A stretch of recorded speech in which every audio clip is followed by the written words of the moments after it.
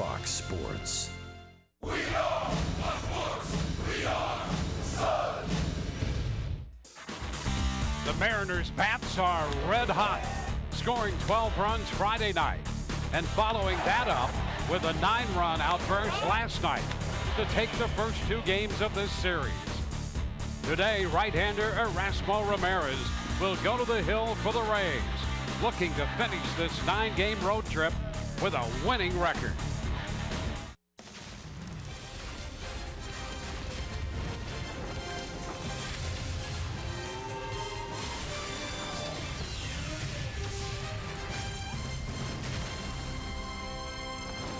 This afternoon, we greet you from Safeco Field, just steps removed from Elliott Bay in Seattle, where the Rays and the Seattle Mariners will conclude their 3-game series.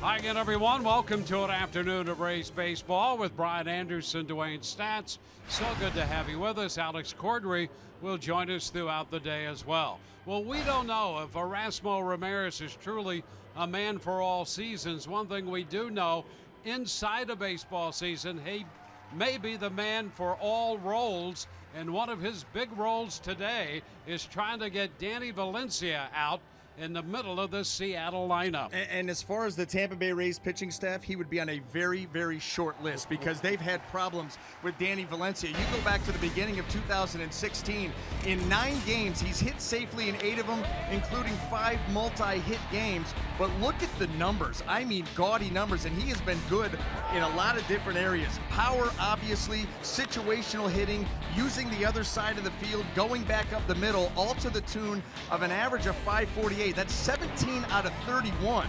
6 homers. The OPS, by the way, 1,000's good. We say that number's good in anything. The OPS is over 1,700. Danny Valencia has owned this staff, and Erasmo Ramirez will take the ball today. You talk about a guy who's been asked to do everything: middle relief, long relief. He's closed, and oh, by the way, he's started. He's made 4 starts this season. The ERA a little skewed from his last outing, but the record 2-0, and more importantly than that, the team's record in his 4 starts 4-0, and they'd like to make that 5-0 here this afternoon.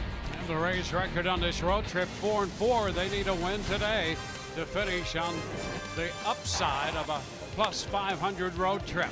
A couple of premier hitters in this one again. It is Nelson Cruz, all-star worthy for Seattle, and Corey Dickerson for the Rays. Alex will have more in a moment.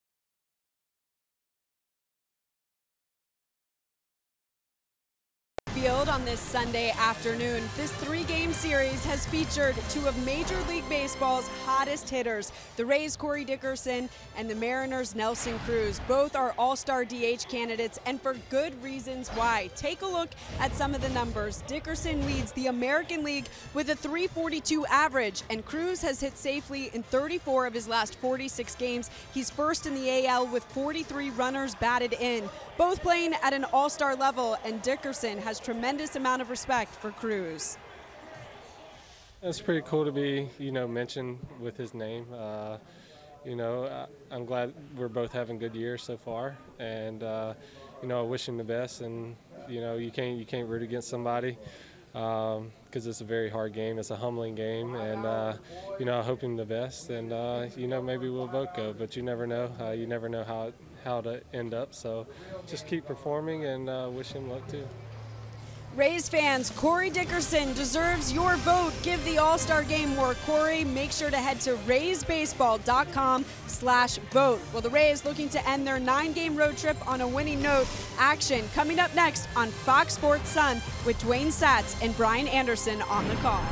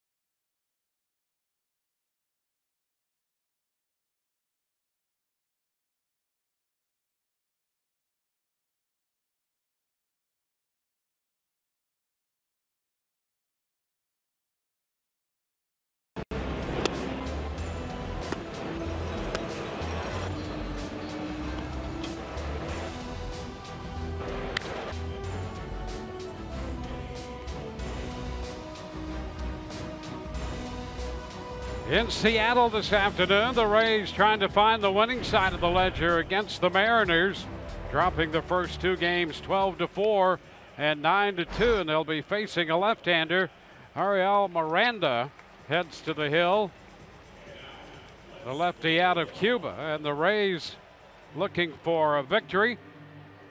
Starting lineups presented by your Southern Ford dealers. Steven Souza Jr. leads it off, followed by Corey Dickerson and Evan Longoria, with Tim Beckham in the cleanup spot in front of Ricky Weeks Jr. and Kevin Kiermaier, Robertson, Miller, and Sucre to round out the lineup for the Rays. Well, and the lanky lefty taking the mound this afternoon, Ariel Miranda, making his 12th start of the season. The record very good, 5-2, 4.17 earned run average.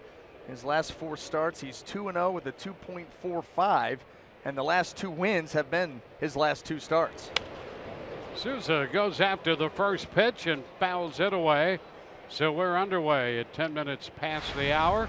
60 degrees here under partly cloudy skies in Seattle.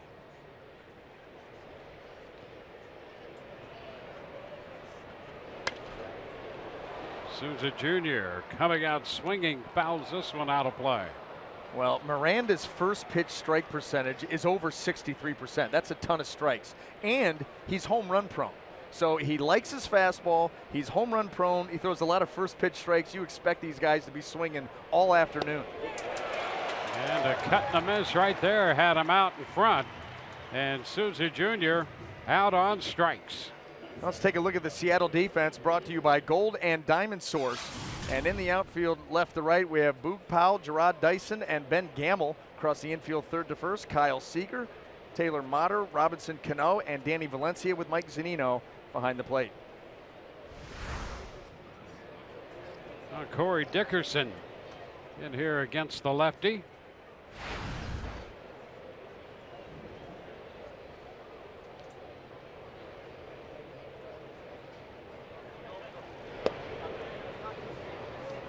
Pitch upstairs.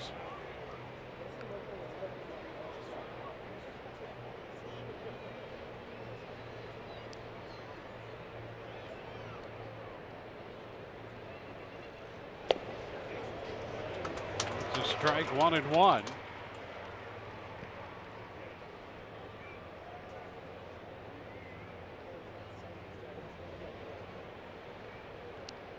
Strikeout of Souza. Dickerson at 342. It's a little piece of this one and fouls it. Dickerson opened the game last night with his 13th home run of the year. Boy, nothing new there. Rays scoring in the first inning. Unfortunately, they wouldn't score again until the 9th.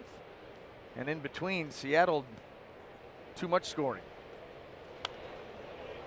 Foul ball the other way. I'll tell you, that right there, that foul ball, Dwayne, is the reason that Corey Dickerson has been swinging the bat so well, not only all season long, but against lefties. You know, that's a put-away slider to strike a guy out down and away, and look how he's able to cover it. Just get out there and foul it off. You're not going to drive that pitch, but you give yourself another one. Well, he continues to have extended at bats. We talked about him leading the league in foul balls and defeating a lot of pitches, just extending at bats, seeing a lot of pitches, and he leads the American League with his average of 342.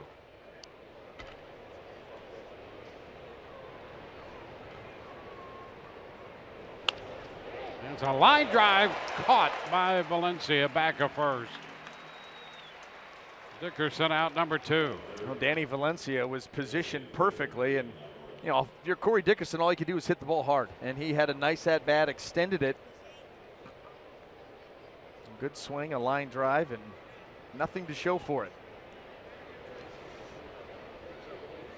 And he is never happy when he makes it out. Never. Or when he swings and misses, anything. It gets him all riled up. Kind of like that.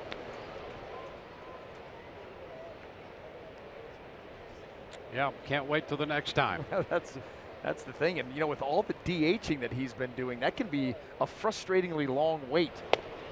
Not today, because he's going to be out in left field. But that's the challenge of a DH, really, is to have an at-bat where you're not real happy, and then you realize it's going to be another 45 minutes at least before you get up there again. 1-1 the count to Evan Longoria, who is DHing today. Evan left the game Friday with a stiff neck. Was in the lineup last night and went 3 for 3 before leaving late. And it's 2 balls, 2 strikes. Well, he's just so reluctant to not play. You know, he has this stiff neck. It's bothered him the last little while. He continues to fight through and play. Hope it doesn't catch up to him. Out on strikes here. 1, 2, 3 go the Rays. Bottom of the first coming. No score.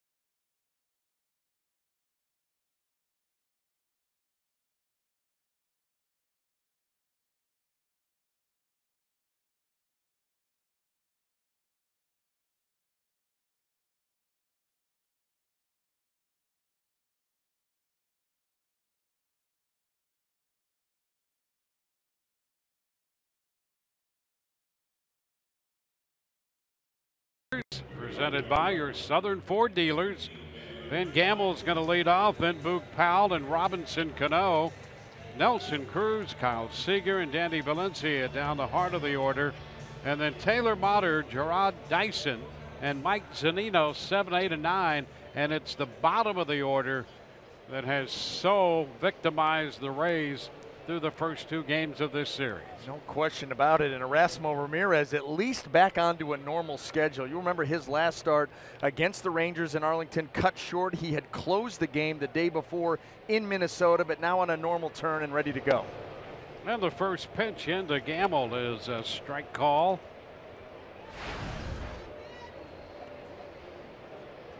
Hitting .325 with a couple of home runs.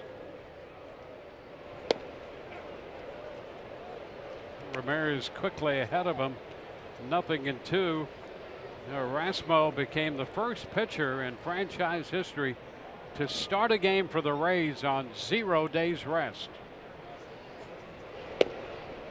Yeah, that was pretty remarkable. I had never seen that before, where that was the 15-inning game, and he comes in and closes it out, had a real nice inning too, 12 pitches, and then on the flight we are informed that he is going to make that start the next day.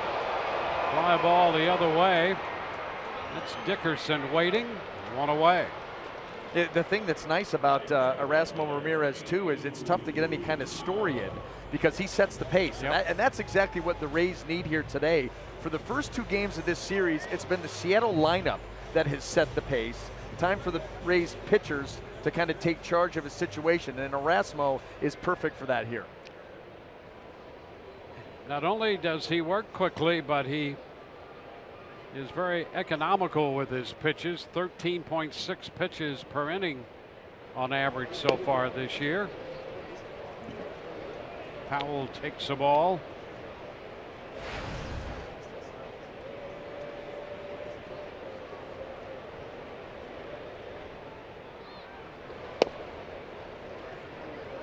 Two and 0. Lance Barksdale is calling the balls and strikes.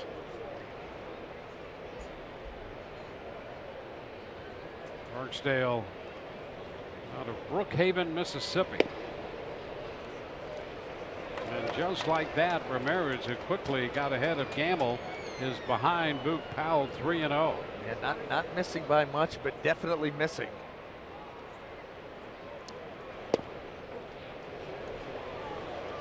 Three and 1.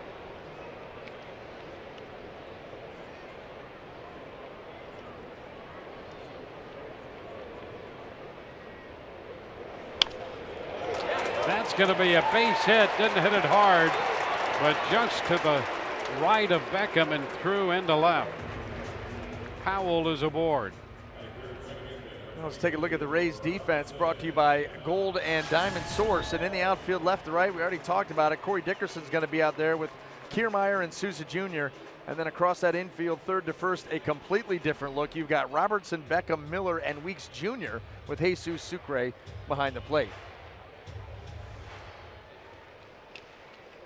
1 on, 1 out. Robinson Cano to be the hitter.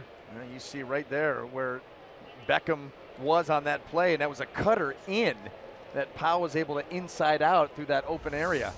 And really Tim Beckham playing in the same spot here. And a first pitch strike. Cano 3 of 5 in his career against Ramirez. Not a lot of matchups in this lineup for Ramirez, but Cano with those 5 at bats. You can see Beckham, Robertson shading just a little bit from where they normally are. Into center field. Kiermaier is there to make the catch. 2 gone. I'll tell you what, from last night's game until today, Robinson Cano has hit 3 lasers to center field right at Kevin Kiermaier. I mean, hitting the ball right on the nose and getting absolutely nothing to show for it. Yeah, first 2 times up last night and the first time up today. Now Nelson Cruz.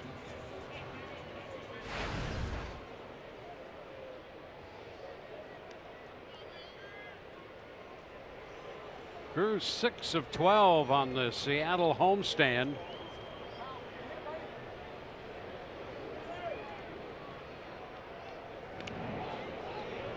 moved to first. Powell back in. Cruz 3 hits last night, a double, single, and a home run. And he had 2 hits on Friday, a single and a double.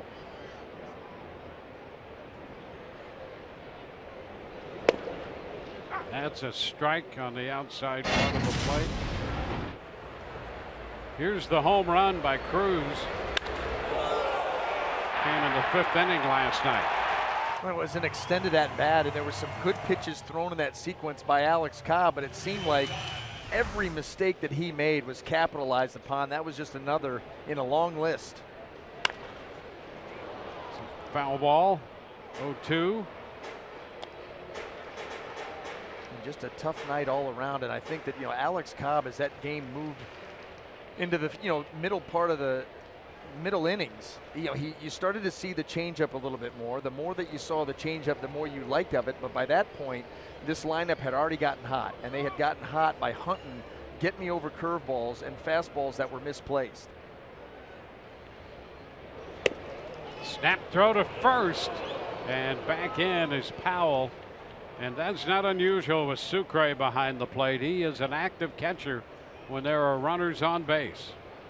Boy, and he's got no one there, no one in that left-handed hitter's batter's box. So he's got a free rein to go down there with full arm strength. That's why you got to be careful as a base runner. You want to get a good secondary lead, but if the pitch passes by the hitter, you had better be heading back. 2-2. Well, they used to preach that to us in the National League, with pitchers, because they would try to get you. You take a secondary lead and you're lazy heading back towards the bag, they will fire behind you, and now go explain that to your manager. Yeah, that was a lot more active in the National League than the American League. Just traditionally, that seems to be the case. That's a shot deep to center field. Well hit, and that one is gone. Home run to dead center. And Seattle takes an early lead today.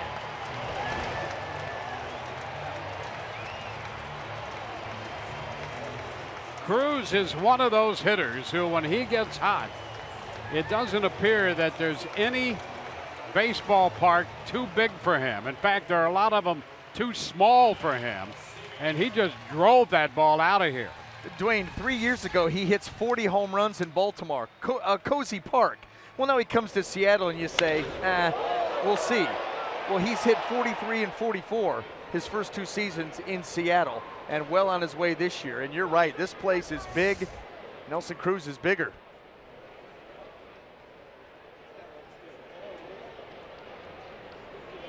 Sixth home run given up by Ramirez. Now Seager takes a pitch down and in.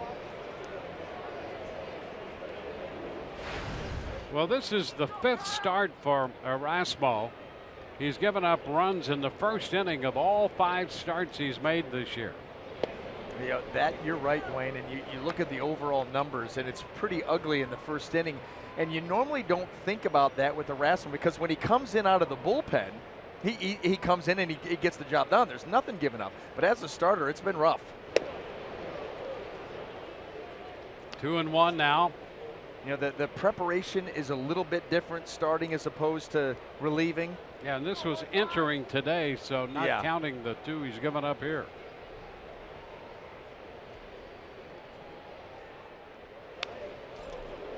Two and 2. Seager fouls a fastball straight back. That's why a lot of times a pitching coach will have, if you're going to be one of those swing guys that works primarily out of the bullpen and gets an occasional start or 2, they want you to keep the same routine that you do as a reliever. So you're going to warm up later than most starters do. And I'm not sure exactly if Erasmo does that or if it's kind of a hybrid, but there's definitely been a difference from when he comes out of the pen the first inning he throws and when he actually starts a game.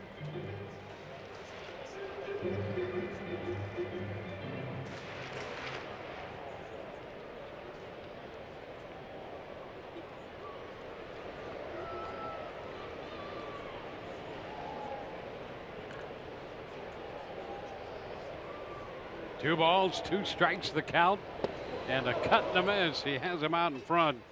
Seager strikes out. 2 runs on the home run by Cruz. 2-0 Mariners.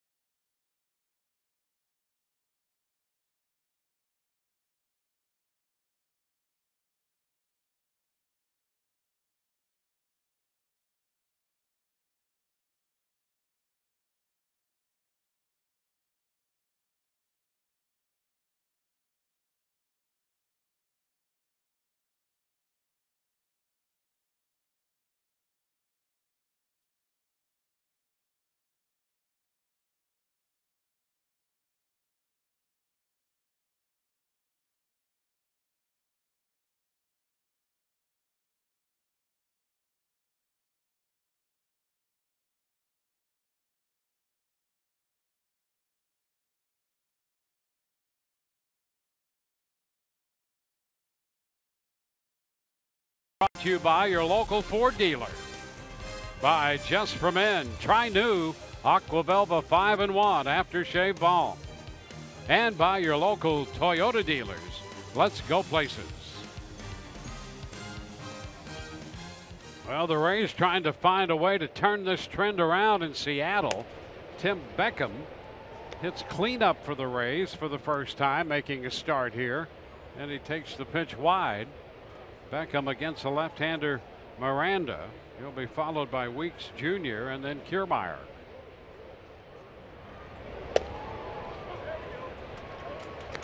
One and one. A 1-2-3 first for the Mariners lefty. A couple of strikeouts of Souza and Longoria.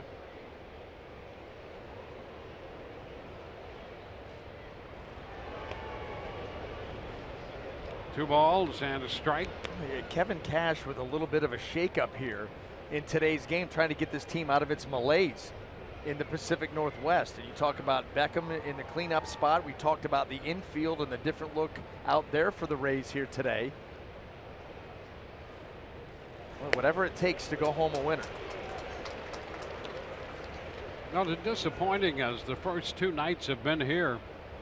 You know, a win to go home on would make the road trip a winning road trip and keep the Rays over 500. That's what Kevin Cash is looking for today.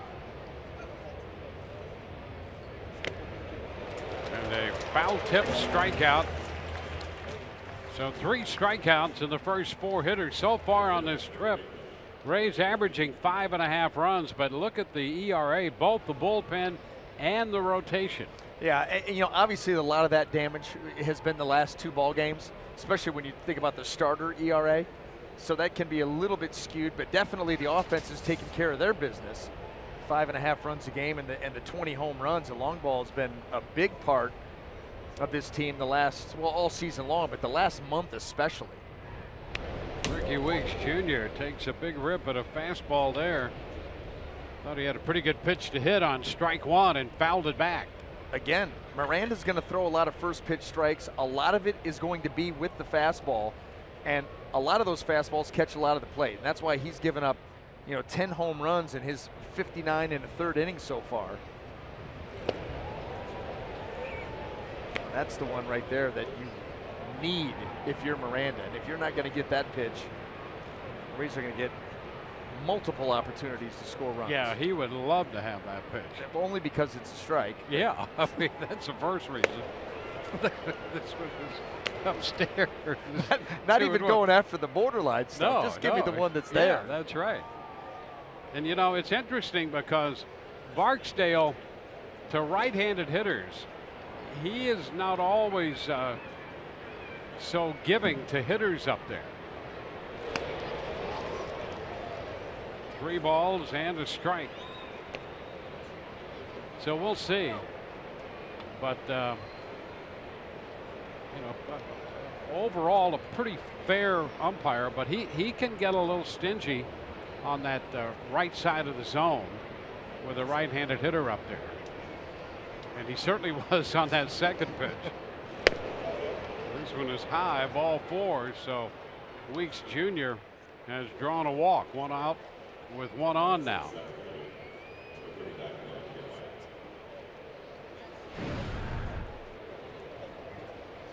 Scott Service, his second year as a manager here. He spent a long time in the Angels front office and talent evaluating.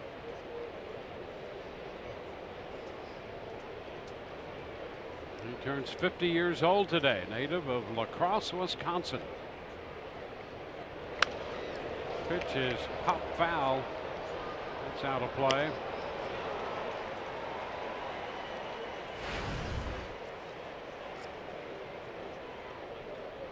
Speaking of evaluating talent, our director Gary Nicholas has his birthday today. Oh, yeah. So that's why. Okay. He's all chipper. Very giddy almost. Yeah. Not quite callous giddy, No. but giddy nonetheless. Yeah. And apparently he's going to take almost a month-long celebration for his birthday, because he's staying out here on the West Coast. We're not going to see him for like 3 or 4 weeks. Wow. Yeah, just party for the next month for Gary Nicholas. That'd be in really good shape. Can't wait to see him when he comes back. Kiermaier is out on strikes. It's 4 strikeouts for Miranda already. Now this is a breaking ball that stays way up in the zone, not his best offering, and you see Kevin Kiermaier sees the off-speed pitch up close to those eyes and thinks, boy, I can really drive this thing. And you could see well under that pitch with the swing. Well, you expect those pitches to move a little bit, swing where you think they're going to end up, and they actually end up being so bad that they jump over your bat. A strike to Daniel Robertson.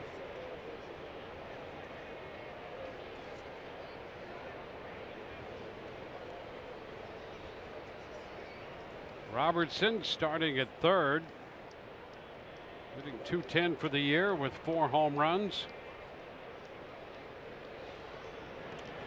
Weeks, who has drawn the walk, is back in.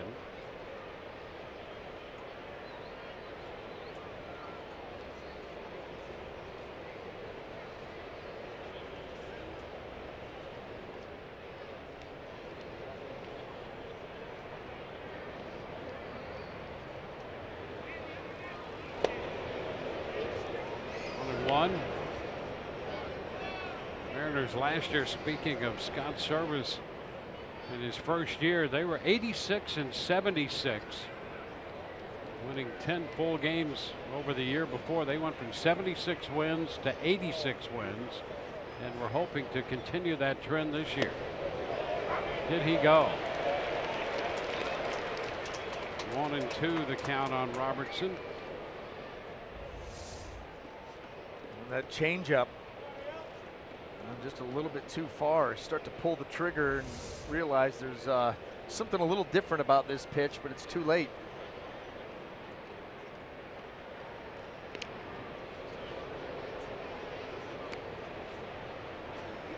Seattle got Miranda from Baltimore. Orioles originally signed Miranda. He's out of Havana.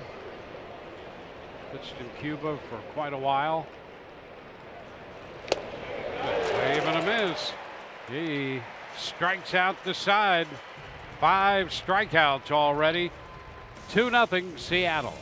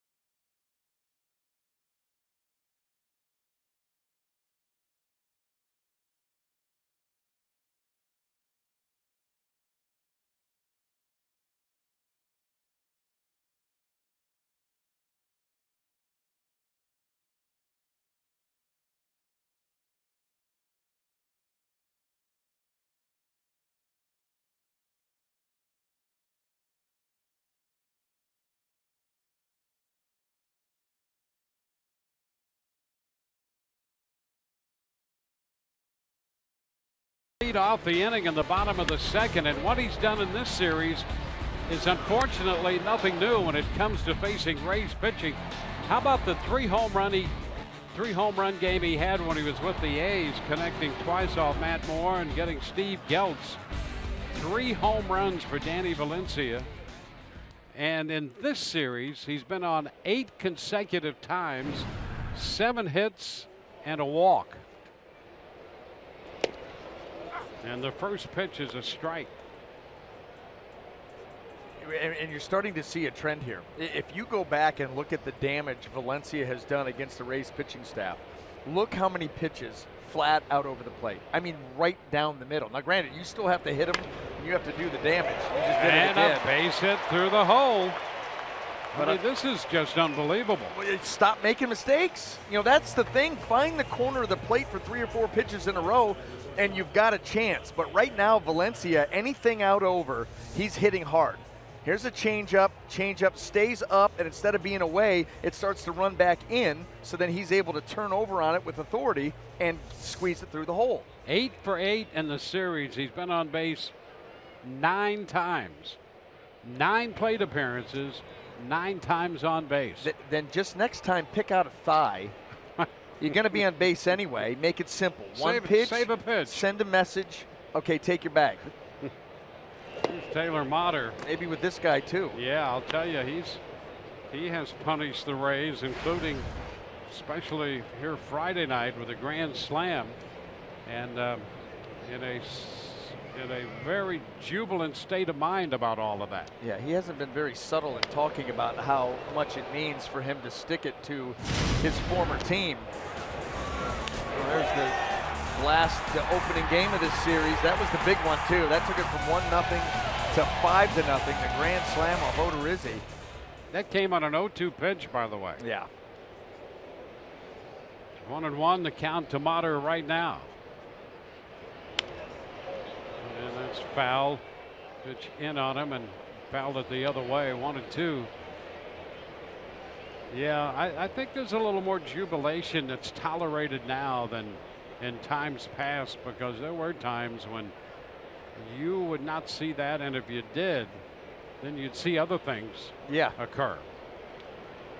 Like I said, he had no problem coming out and talking to the press, you know, saying how much it meant for him, especially this team, and you know, stuff like that, which usually sometimes, well, used to at least, raise the radar and say, you don't talk about our team like that, you know, and things get a little bit chippy. But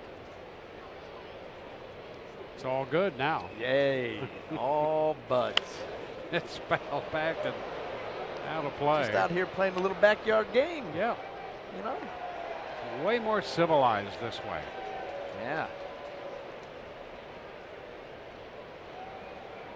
We're all just trying to get along. Yeah, that's why the Strickland-Harper thing. Yeah. and it's funny because, you know, a lot of these guys that have been in the league for a number of years have spoken out and said, yeah, pretty good. The game needs that every now and then. Yeah, and hey, did you notice in line with your suggestion, they did alter the games missed as punishment for that? Yeah, well, yeah, but my theory was whatever Harper got, Strickland had to get double. And it was Harper with 4, Strickland with 6. And then they dropped Harper to 3. Yeah, well, now that makes sense. See, that's what I'm saying. So in a 6-game span, Hunter Strickland probably missed 2 or 3 outings. Yep. Same as what, you know. Yeah, so that one you can live with. Down to third, Robertson out at second, out at first. 5-4-3 on the double play with Miller in the middle.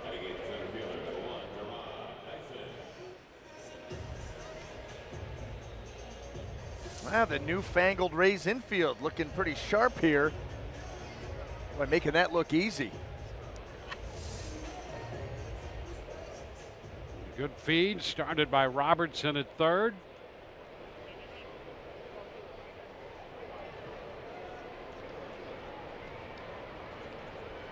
Base is empty, 2 gone. Here's Dyson fouling it right back. Strike 1.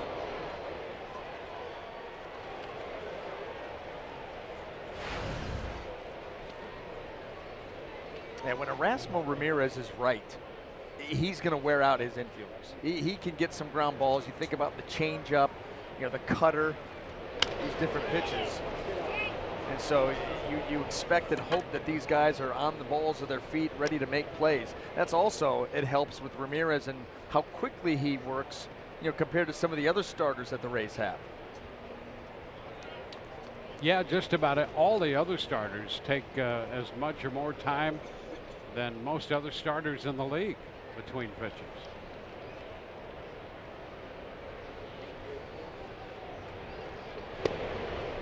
There was an article written today in the paper, the local paper, and it documented, why Rays games are taking longer, and it's well thought out. It's something that you and we've talked about on air on why that is the way that it is. But what was funny was when interviewing, some of the Rays starters, they claimed to be had no clue. Yeah. That it took that long in between pitches, that it's not a cognizant effort. But I don't think it's too much of a coincidence that it's, the majority of your staff, and in fact, what is it, the 3 slowest starters in Major League Baseball are with the Rays? Tap or foul. Yeah, and Alex Cobb takes a lot of time, and Archer takes a lot of time. I would not have guessed the other one. Matt Andriese, he's right up there too. Yep. But they might work quicker out of the windup, but when they get runners on base, they become very deliberate, really thinking through what they're going to try to do. Dyson out on a foul tip strikeout. Double play in the inning. We go to the third, 2-0 Seattle.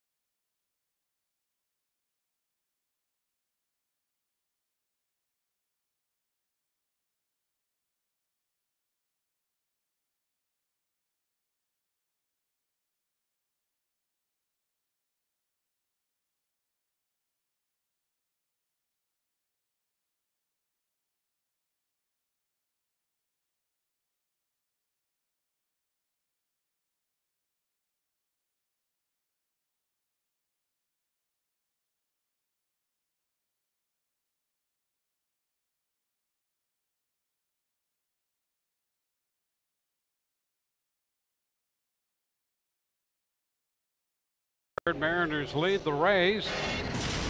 Our Toyota inside look, and a lot of activity between these two teams. You can see all the former Mariners on the current active roster of the Rays, starting with Erasmo Ramirez, Farquhar, Brad Miller out at second, Sucre catching, Logan Morrison, and Ricky Weeks Jr. Trying to swap out franchises. Brad Miller lifting a fly ball into left, and Powell right in line to make the catch. That's out number one. Boy, isn't it funny that, sometimes you just develop a relationship, with an opposing GM, and all of a sudden some pieces fit, and there you go. Jesus Sucre. He's been a nice addition to the Rays. Yep. He's the backup catcher.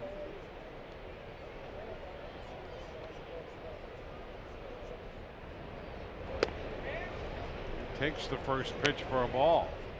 I love the way that Sucre works, with these Rays pitchers, and works with them. He's active behind the plate. He's demonstrative with his actions, letting you know where he wants to pitch.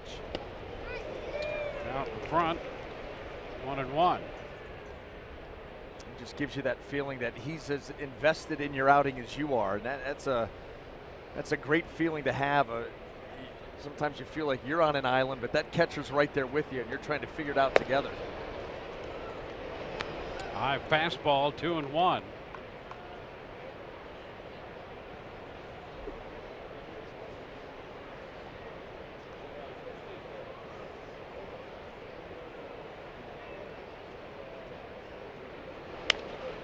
It's popped up.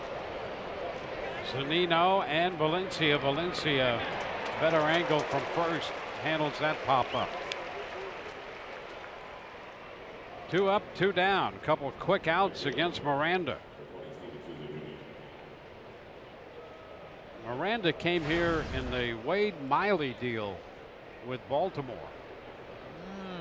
I knew that name. Yep. Never put that together, but yeah, that's right. Younger version. Mm-hmm.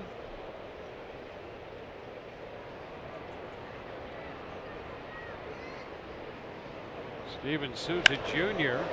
sends a high fly ball back into deep left, all the way to the wall. Powell down near the corner, and that ball is a foul ball. How about that? How about the route of that one?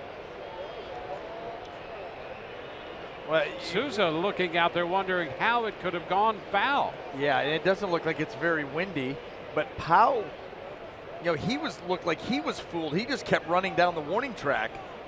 And Kevin Cash wants everybody to take a look at this thing. You see, he finally picks it up. And look, even his route tells you that something funny's going on with that baseball. And that ball, they're going to take a look. Well, you can see where Powell started and where he ended, and then where the ball hit out there. And the Rays are wondering exactly the same thing. Usually when it's that close to the pole, it's going to catch that screening that's off of the fair pole.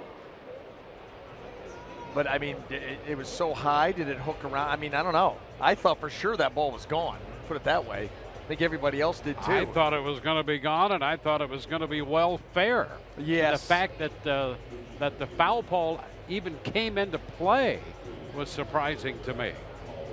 Now that just shows you, I think, how far out in front Souza was there. Because they're really, you look around, there's no wind, very little. I mean, who knows what it's doing up above the stadium, but I guess we'll all wait and see.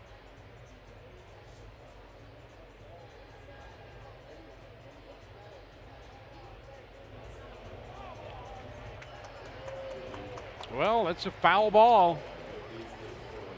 Out of all that, they took a look.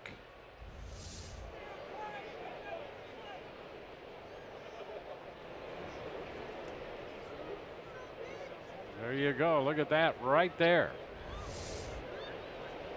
So a foul ball. Strike 2. So a crew chief review. Took him 1:10 of official review time.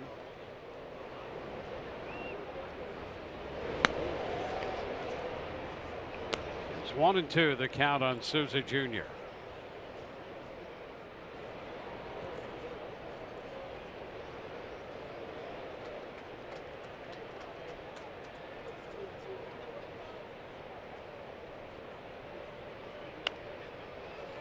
Foul the other way. Miranda getting up to 95 miles an hour on that particular fastball, really cutting loose.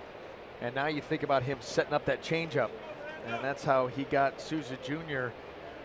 in the first inning. But he's set up nicely for it right now after a steady diet of heaters. Well, 5 strikeouts, first time through the order. Oh, and that's a strike call. Souza not happy over that. He's caught looking, 3 up, 3 down. Here's another look at that pitch as we go to break. 2-0 Seattle.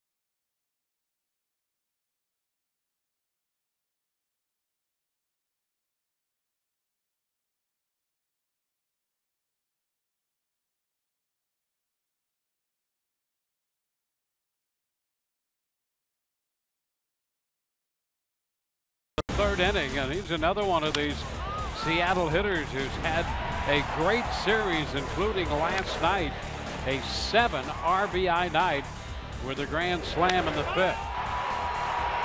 He had 5 runs batted in on the season coming into last night's game, and by the 5th inning, he had more than doubled that number. Pretty incredible. Well, through the first 2 games, the Mariners had scored 21 runs, and the bottom 4 hitters in the lineup had accounted for 20 of the 21 runs. Yeah, I mean, the only one that they didn't account for had to be the Nelson Cruz homer. Yep. That's no, you're focused on Robinson Cano and Nelson Cruz, and Ben Gamel's been doing a great job, on base percentage, and he's now in the leadoff spot. And boy, oh boy, you take a little bit of a breather and you hit 6, 7, 8, 9, and those guys have been going off not only against the Rays here in this series, but even the last week and a half. Yeah, you look at what they've done over that period. I mean, this is really nothing new. I mean, surprising when you come here and you see that. But over the last week plus, the 6, 7, 8, and 9 hitters coming into this game had hit .427 for Seattle. Souza Jr. in right handles the fly ball hit by Zunino. That's the first out in the bottom of the 3rd.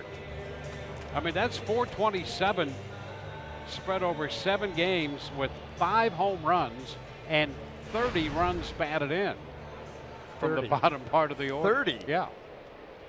Pretty good. There are weeks that you go, 7, 8 games and not score 30 runs as a team. That's right. Now the top of the order, Gamble. First pitch is a strike.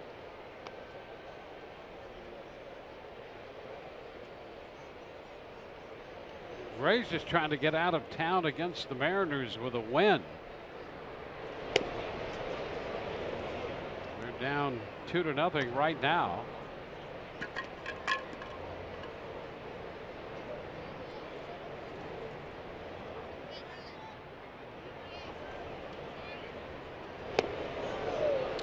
Front 1 and 2.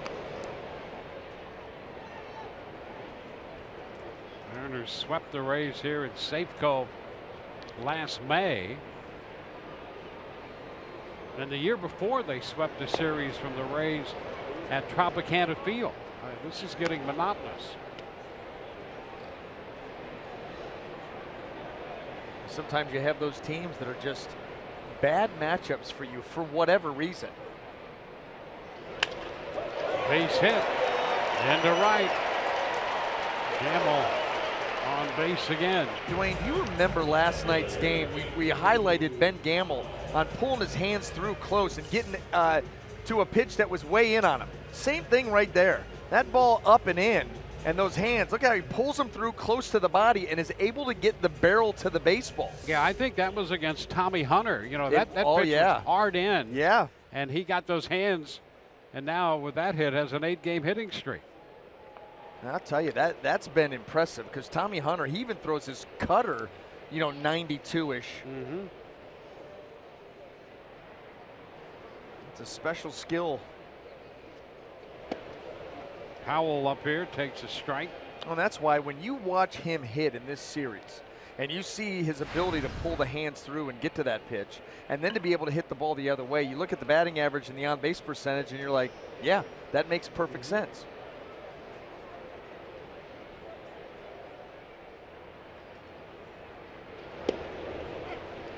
That's a strike 0-2 to Powell. And on top of that, he's the lead singer of Firehouse. So that's huge. He's a busy guy. You've really done your homework. Well, we had a couple off days, Dwayne. I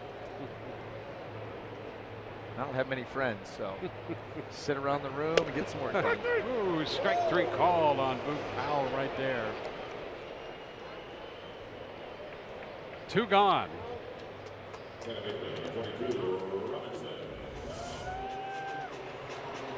Erasmo just flaring that fastball. He'll tell you he can give some left-handers different looks. You think about the pitches moving away from you and moving in. He's got the cutter he'll throw in. The changeup moves away. Same thing with the fastball. And a lot of times it can be hard to cover all of it. Robinson Cano.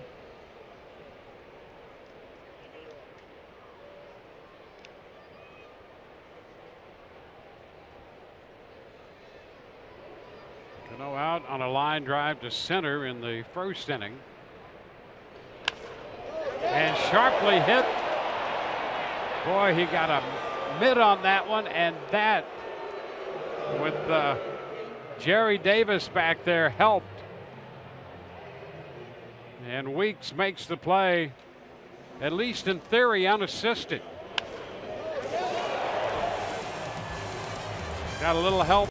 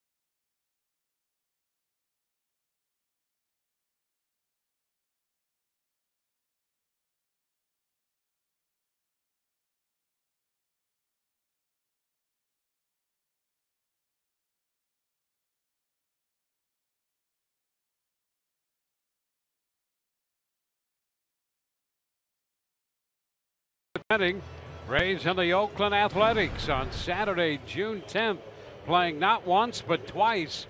Enjoy the Rays doubleheader for the price of a single admission, and the first 15,000 fans receive a Matt Duffy double play bobblehead presented by Spectrum. Visit RaysBaseball.com. Rays up. Dwayne, take a quick look at take a quick look at the bobblehead. Does that double play get turned? Yeah, the with runner's runner? all over him. It's all over him. Yep.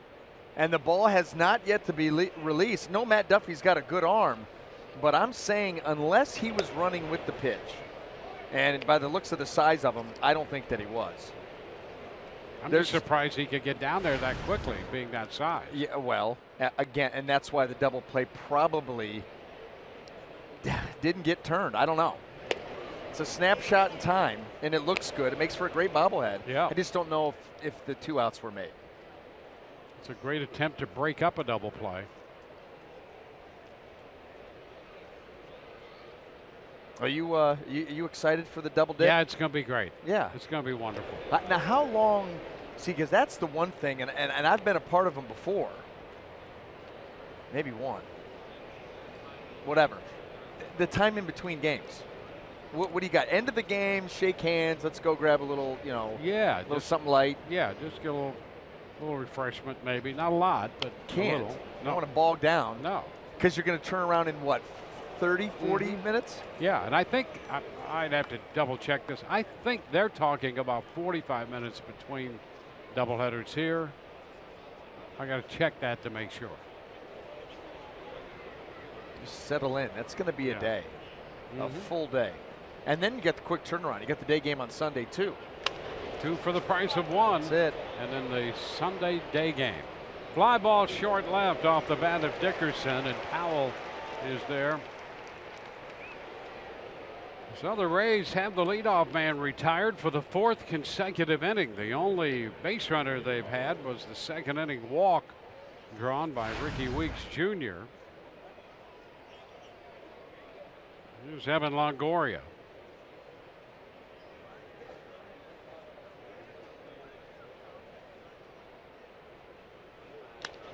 Drive back into left field. That's got some carry to it. Powell on the run. He makes the catch. That ball on the warning track. And Powell went down after it. That ball started to sink on him and away from him, and he stayed with it and made a fine catch on that ball. Well, he did, sliding on the warning track, Dwayne, and that ball did not immediately go into the pocket.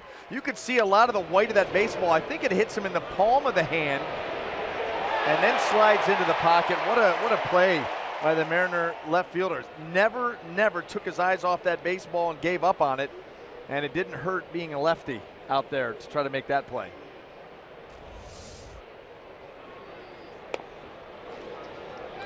Beckham taking a pitch down. So Longoria making a bid for a hit on the liner to left. Had some sink and a little hook to it, and Powell made the catch anyway. Now a strike, and it's 1-1 to Beckham. And we've seen a lot of the fastball changeup combo here from Miranda, and it's been quite effective.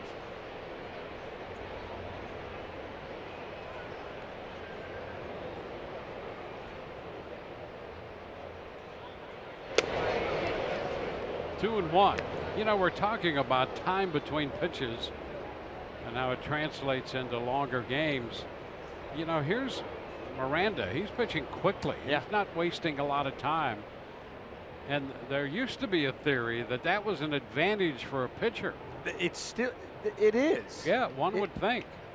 First of all, you set the pace, and you're going to hit when I tell you to hit. I'm not going to stand back here and let you get ready and think things through and all these whatever. You just want to be out there playing. It's the guys behind you too that's maybe more important. You keep your fielders involved. You keep them on the balls of their feet. You keep them in the flow of the game and ready to make plays. Foul back, out of play, holds the count at 2-2. Yeah, you're taking 30 seconds between pitches, and you get an 8 or 9 pitch at bat. You got a guy out there. Somebody's dozing off. Yeah, and you go back and forth about who's thinking what and how long, and are they overthinking? I just think, hey, look at that, out in front of the off-speed pitch. If you set the pace, it helps in more ways than one. That changeup is one of them.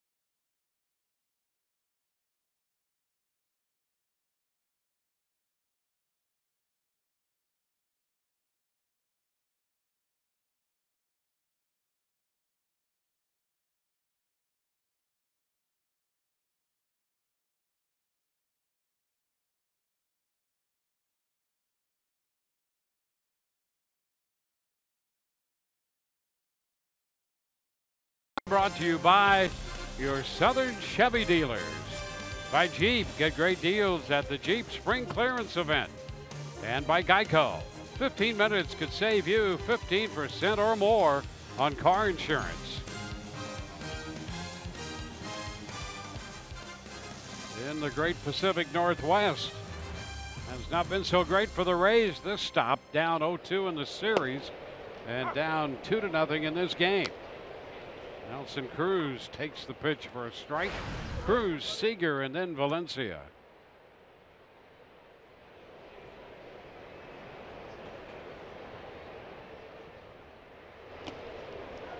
One ball, one strike.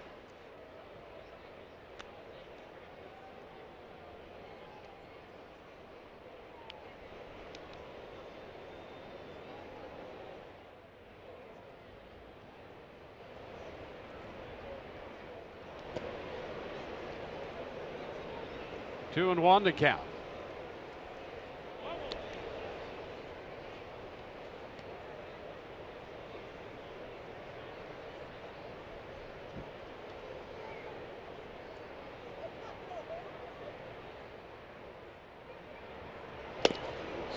Cut and a miss right there. 2-2.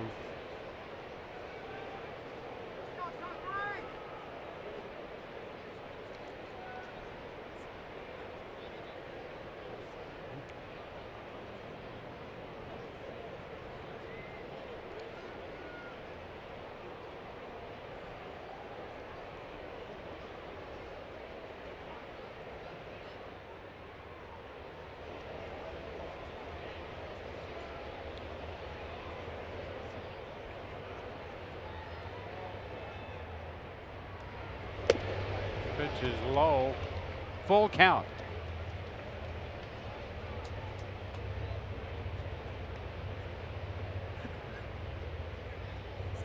Seager next.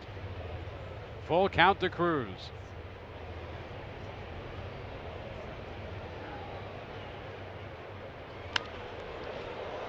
Looked it up the right side, going to be out of play. Ramirez touched for the 2-run home run in the first. Base hit in the second. He threw a double play following that. Base hit in the third. Left that man on base. And now full count to Cruz, leading off the bottom of the fourth.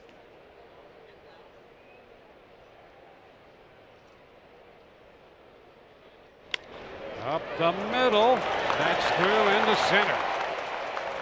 And Cruz is 2 for 2.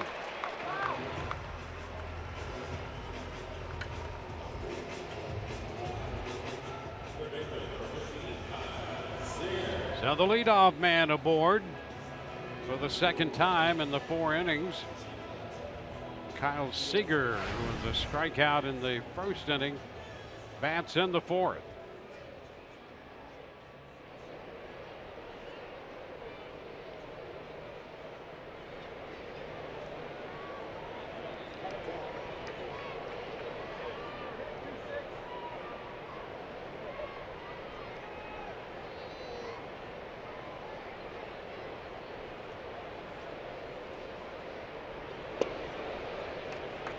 Pitch is down.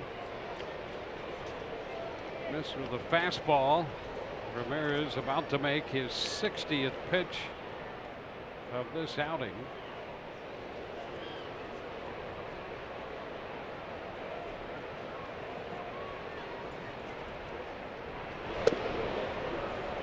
And he's behind Seager 2-0. He made 82 pitches in the 6 innings he worked against the Angels. That was on the 24th of May in that series at Tropicana Field, and he eventually got a 5-2 win in that one. 2-1. Ramirez, since 2015, coming into this one, had made 32 starts for the Rays, 14-6 in those starts, with a .348 earned run average.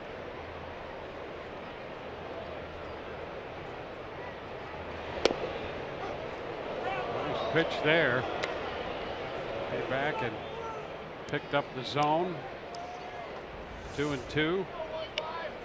It's that changeup, and you see Sucre reaching for it, but it catches that inside corner right there at the borderline down, but he gets the call, and that's big. You can see Corey Seager didn't really care for that because that 3-1 count, 2-2, big difference. Yeah, especially big with Valencia on deck. I popped the other way. Robertson a long run, also going over there Dickerson, and with the defensive deployment, neither could quite get there in time.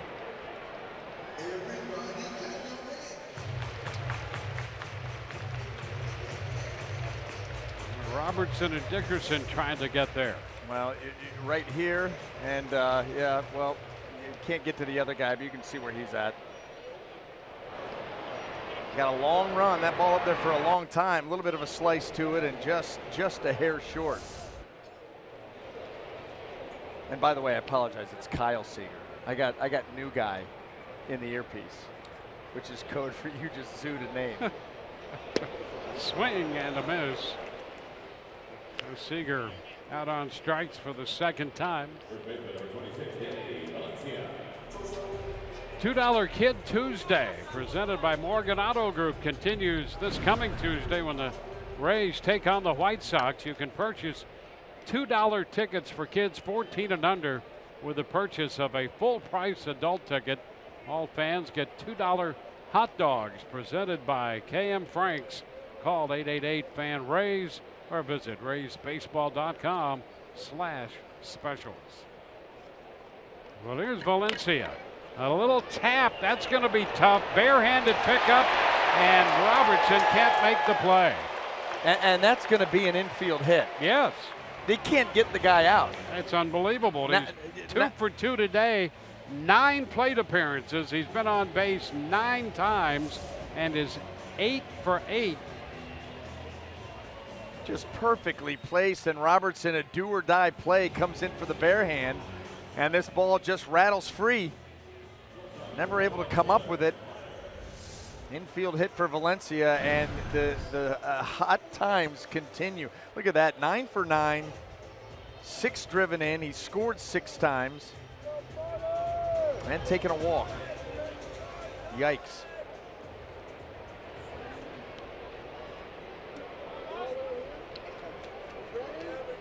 Well, there's Taylor Motter, 2 men on, 1 out.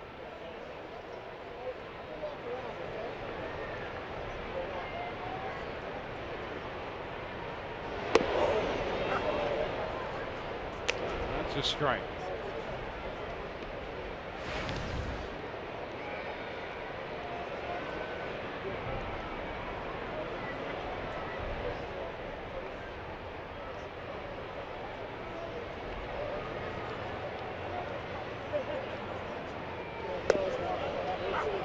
Two.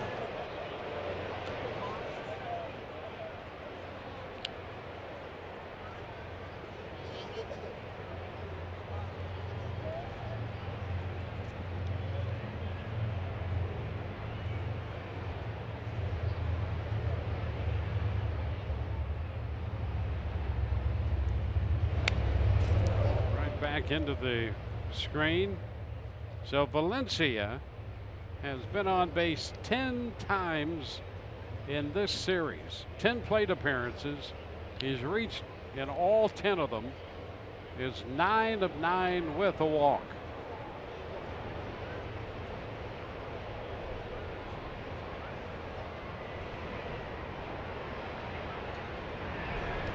This one skips by Sucre. Cruz goes to third. Valencia up to second on the wild pitch, uncorked there by Ramirez. And it didn't look initially that Jesus Sucre really had a chance. His pitch gets kind of yanked, and that's exactly right. He tries to spread out, but he is left to just try and backhand that. Really wasn't in a position to be able to slide over and slide in front of it. Those legs were already spread out, almost the knees on the ground. Infield up.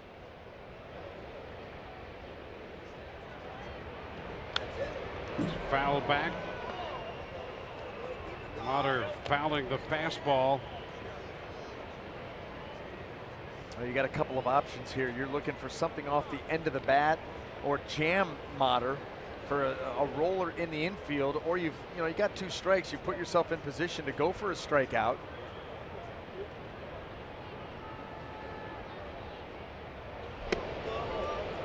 Fastball up, 2-2. And he jumped on that one too at 94. Really trying to get him to chase up and out of the zone. See if he comes back here with the changeup or another fastball in.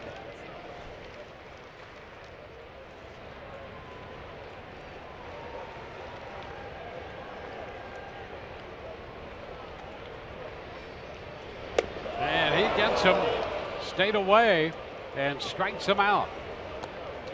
Boy, how about that? Did not see that pitch coming. A fastball down and away. It's off the plate. And Mater, who's kind of got an upright stance and stays there, is trying to reach that pitch. Had no chance. That bat was not nearly long enough to reach it. That's a big, big out here for the Rays. Cannot afford to give up any more ground. Well, I tell you, that out now, if he can get Dyson, that pitch to Mater could be the pitch of the game for Ramirez. He's still got to get this guy, Dyson. He lays off the pitch wide, 1-0.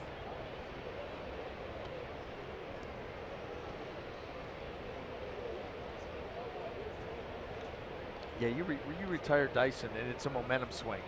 It's a definite momentum swing. It's going to give life to your dugout. You realize that you were in peril there.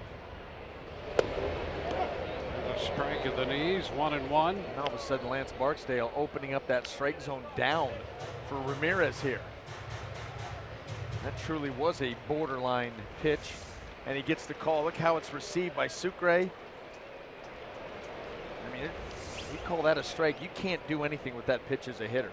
Pound it right into the ground. Did he go? Yes, he did. Siegel says he went around. This has been a tough at bat for Dyson. Oh, yes, yes. And now you force him to have to maybe go after this. And as he tries to hold up, looks like he just about did. That call doesn't go his way. 0 for 2.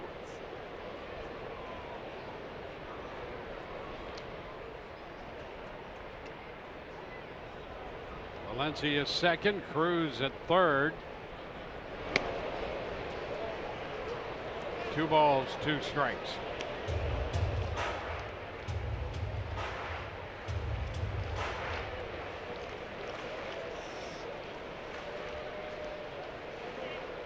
Home run by Cruz in the first.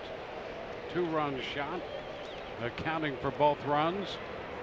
2 men in scoring position in the fourth. And that pitch, very close. And Barksdale's not going to go for it. Well, and Sucre popped up out of that crouch like he expected, or knew, forget expected, knew that was going to be called. He gets out of there like, end of the inning, let's go. And then realizes Barksdale says not a word. And there'll be another pitch. 3-2.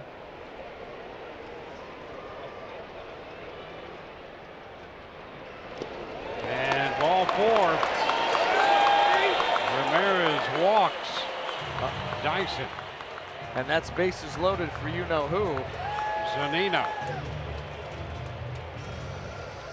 Jim Hickey heads to the mound.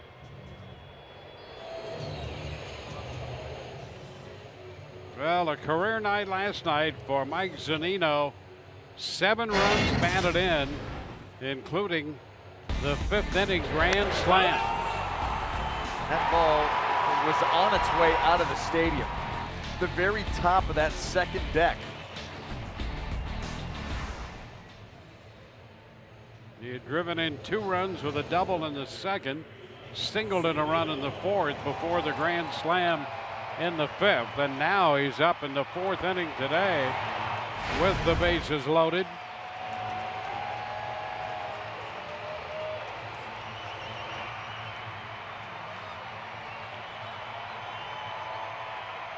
Zunino 5 for 10 on the homestand.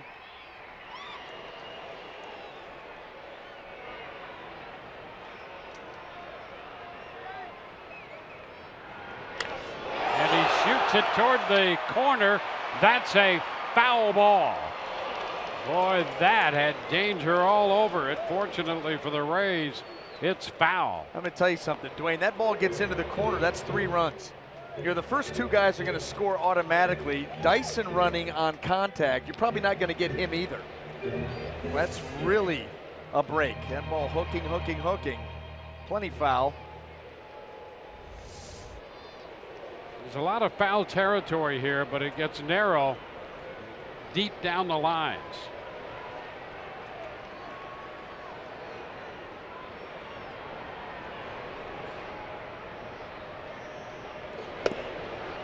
Strike 2. 0-2.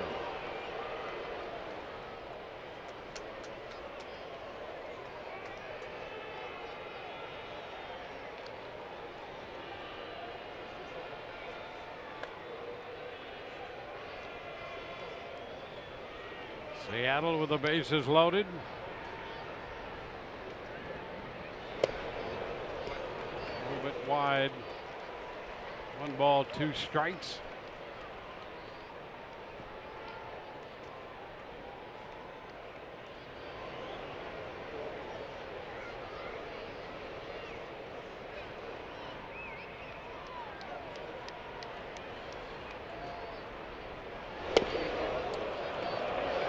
Want the appeal, but a hold by Zunino carries the count to 2-2. This one really wasn't that close. Zunino, a nice job of recognizing early. And Ramirez wants to talk with Sucre. You better get this pitch right. You're already a 2-run deficit.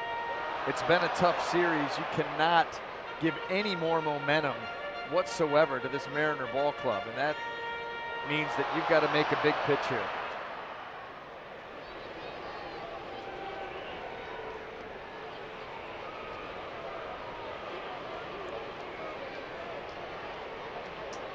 Cruz third, Valencia second, Dyson at first. The pitch is foul out of play by Zunino.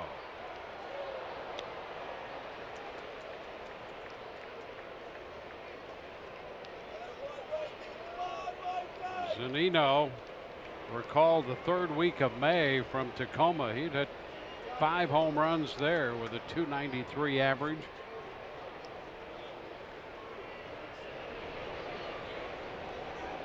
The 2-2 again. Roller to the right side. It's open. Cruz scores. Valencia will score. Over to third goes Dyson, and Zunino drives in too.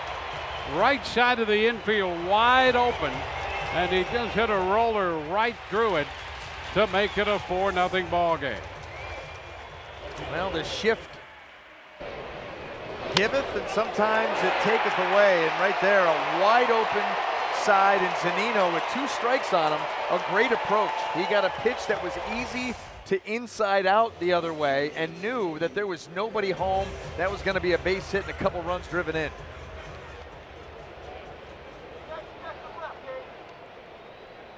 4-0 Seattle, and here's the top of the order, Ben Gamble, who extended his hitting streak to 8 with a 3rd inning single. Batting again in the 4th, and he rolls it to second. Miller's throw to first in time, but 2 runs score, and we go to the 5th.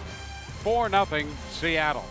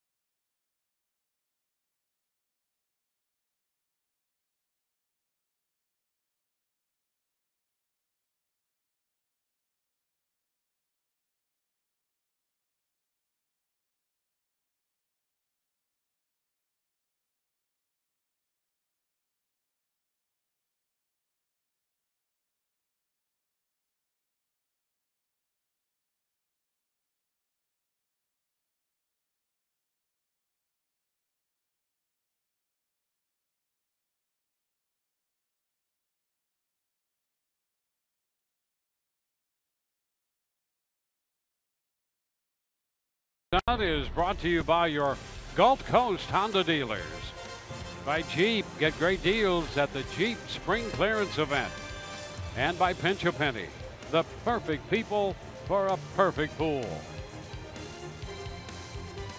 This stop here in Seattle has not been kind to the Rays, dropping Friday's game 12-4, 9-2 yesterday, and they trail in this one. It's now 4-0 as we go to the fifth. The Rays facing the left-hander Ariel Miranda, who's given up only a walk. That was to Weeks in the second. And the veteran first baseman DH, Ricky Weeks Jr., leads off the fifth, taking ball one.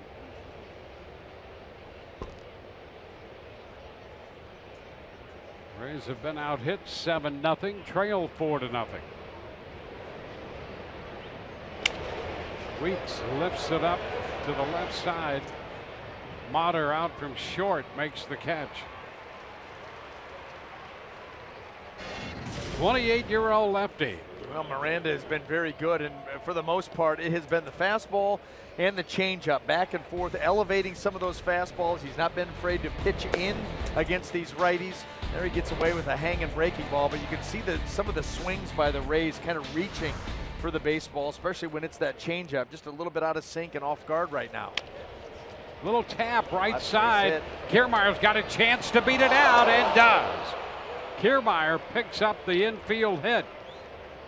Boy, a tough spot right there.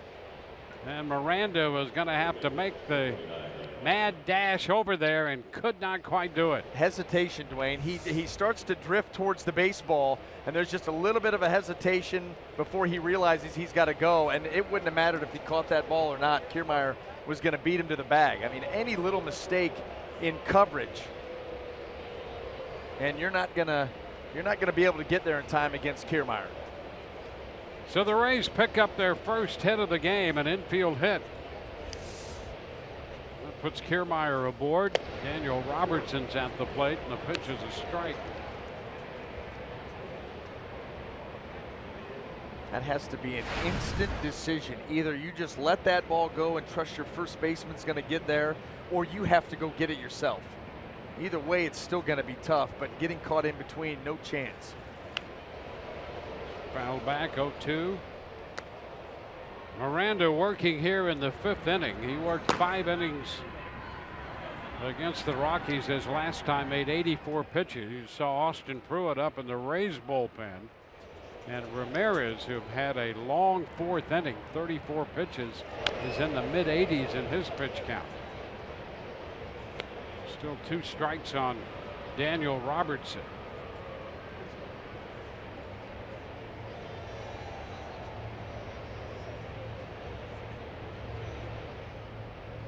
Twelfth start of the year for Miranda.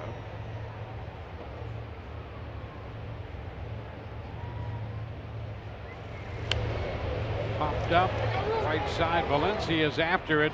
That ball's going to be playable, and he makes the catch. Second out in the fifth inning. The pop foul by Daniel Robertson. And that will get the former Seattle Mariner, Brad Miller, to the plate.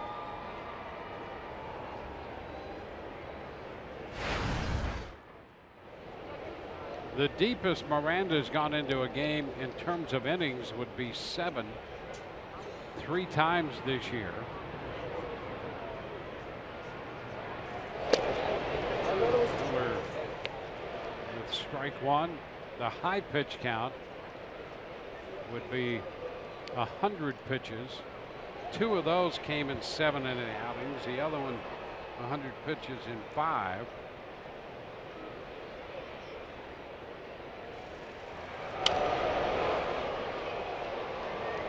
Miller's down 0-2.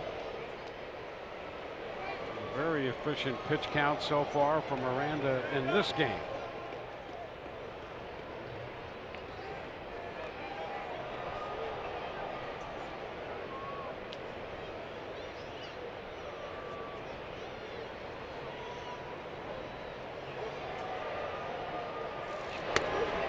Upstairs, 1-2. Verlander. We talked about it, coming into this ball game, how efficient he was in first pitch strikes. And those first pitch strikes have translated into early swings and a lot of outs. I mean, they've one hit on the board. And so, you would assume that would lead to efficient innings, and that's exactly what it has. And not been the best day with first pitch strikes, but still a lot of early swings because of the history. Number foul holds the count at 1-2. You start to look at some of these pitchers, and there's a direct correlation. Guys with a lot of first pitch strikes, they get a lot of swings on the first pitch, a lot more than other guys. So even if you're having a day where you're not hitting the zone like you normally do, you're still going to get a lot of early swings, and if you could translate them into outs, you get deep.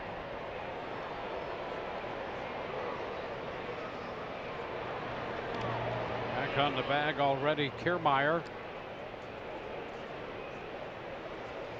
2 runs in the first, 2 runs in the fourth for Seattle.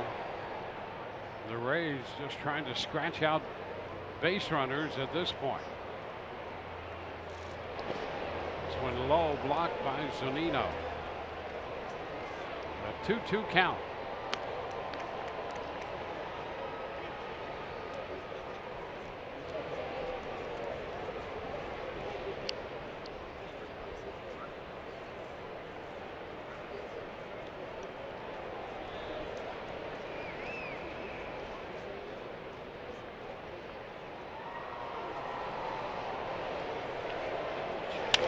Line drive going to be caught by Seager, and the Rays get a base hit, leave a man. We go to the bottom of the 5th. 4-0 Seattle.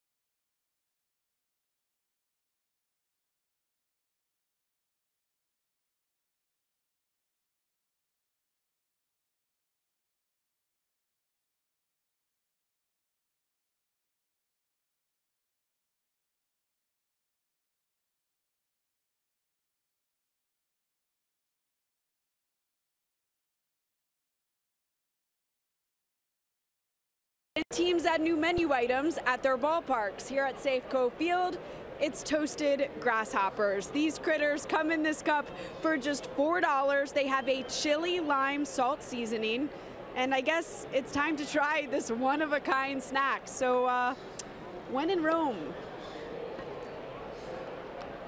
crunchy, zesty, actually pretty delicious, Dwayne.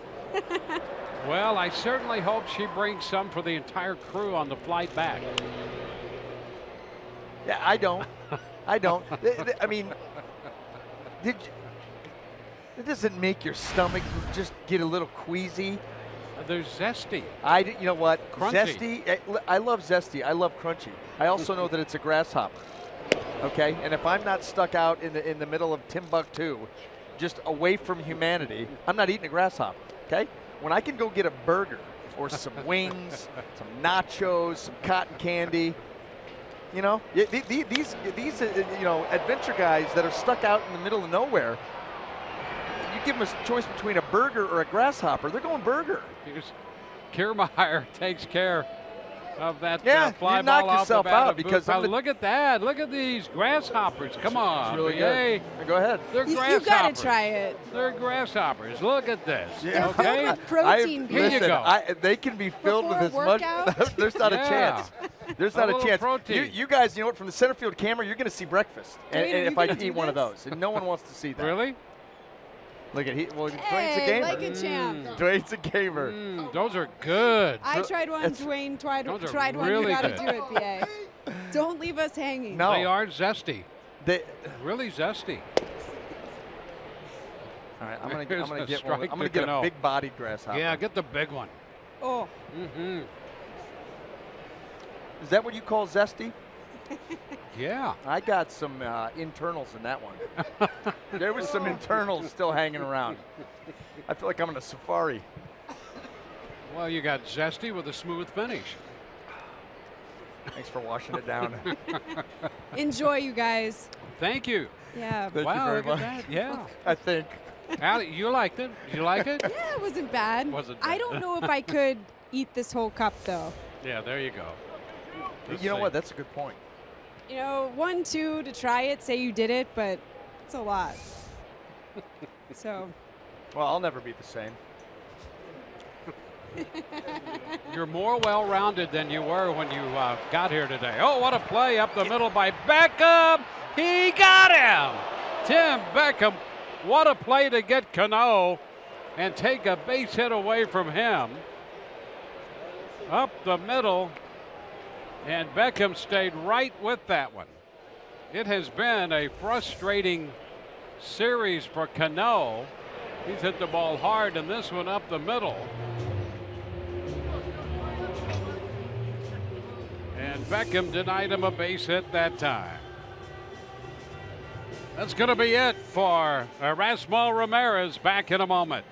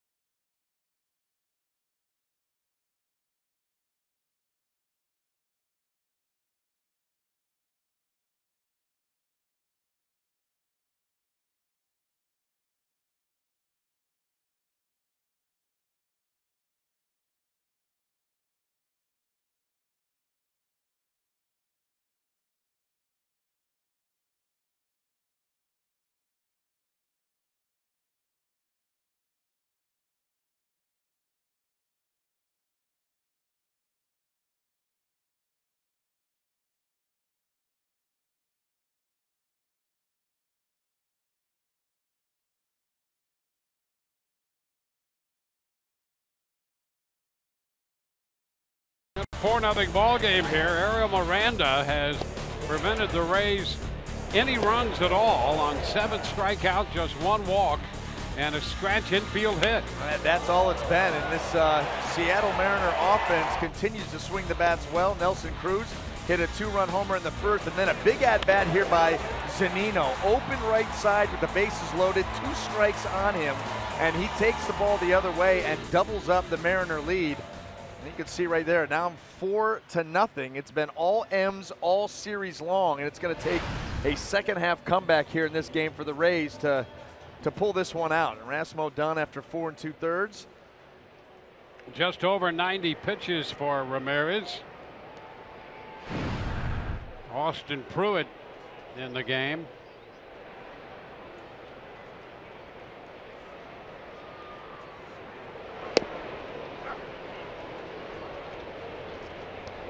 Cruz takes a strike. Cruz, a home run and a single. 2 for 2 with a couple runs batted in on the first inning home run. Big cut there, and he fouled it. Pruitt kept the fastball away from him there.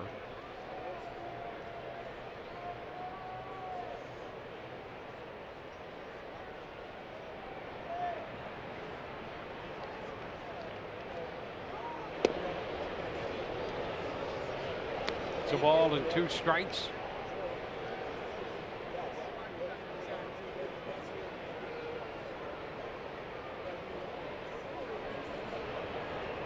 Just a little bit of that one.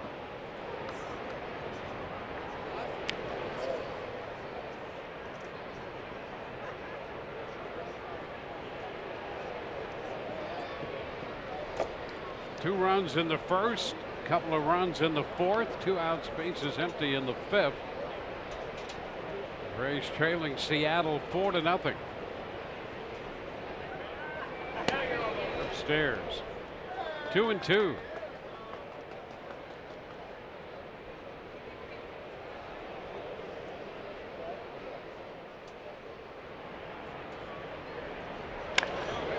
Down to third, and a nice pickup by Robertson. Throw is right there, and 1, 2, 3 go the Mariners. We go into the 6th, 4-0 Seattle.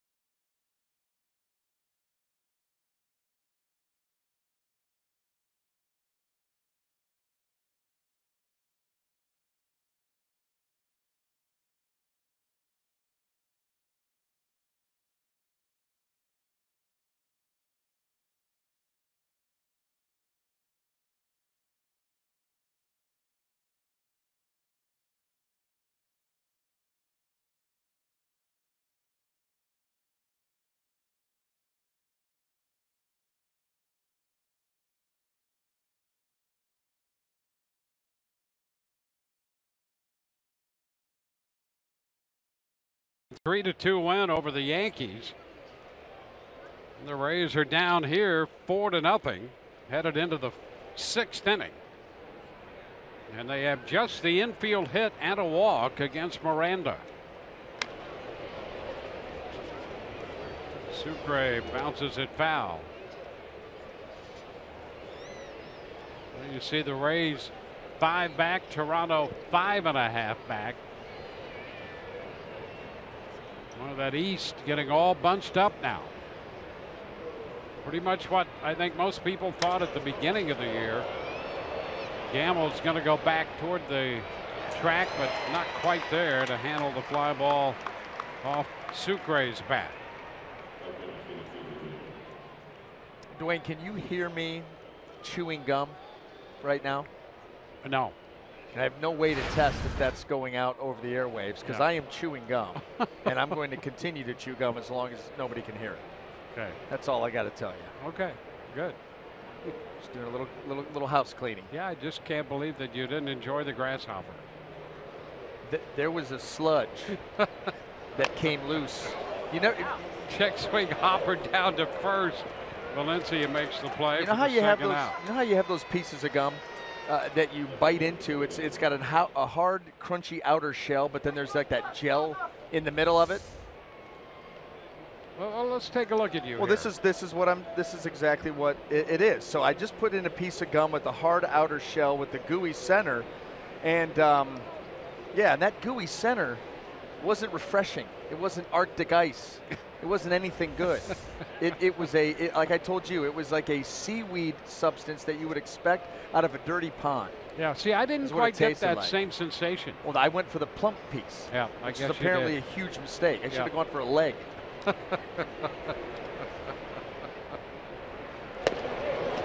Instead, I went all torso, and it came back to bite me, literally. Here's the question: grasshopper, squirrel. Squirrel. Squirrel. Squirrel. Every time. Absolute squirrel. Without a doubt. Mm-hmm. Without a doubt. Yep. Dickerson tried to check his swing. It does on a pitch down. Oh, no, he didn't. On the late appeal down to Siegel, he says he went around.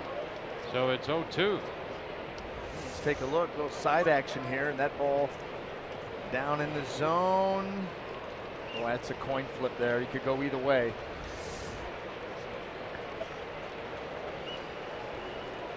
Cut the miss. Dickerson out on strikes. We go to the bottom of the 6th, 4-0 Seattle.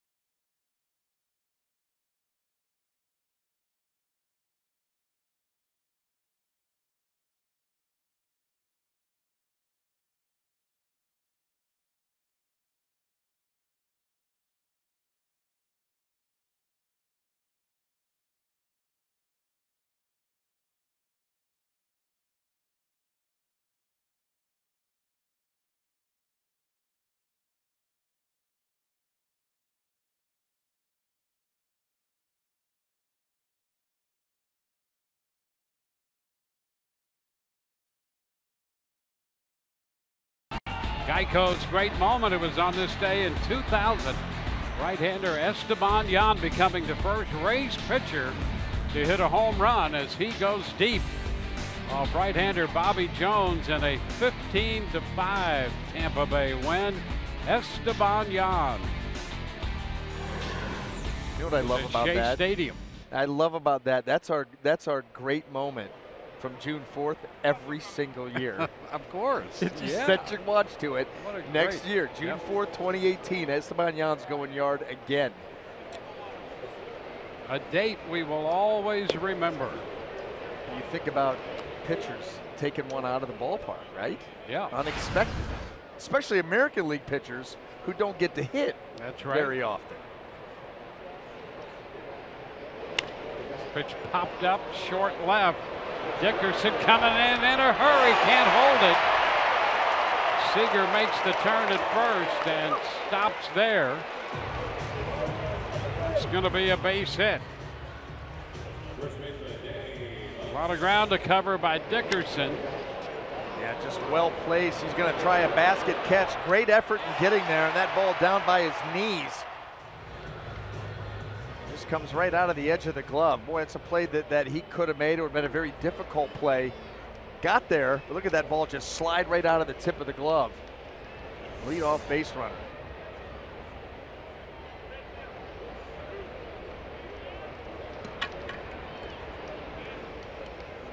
Danny Valencia. He's been on base 10 times in 10 plate appearances in this series. There's ball one.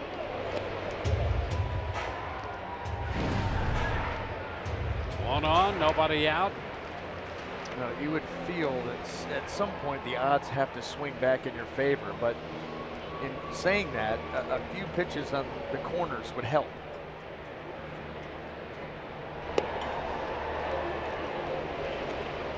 Two and 0.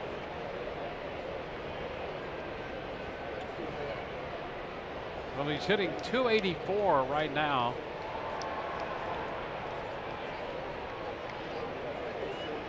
2 for 2 today.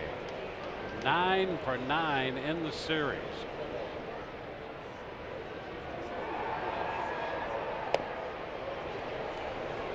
Three and 0.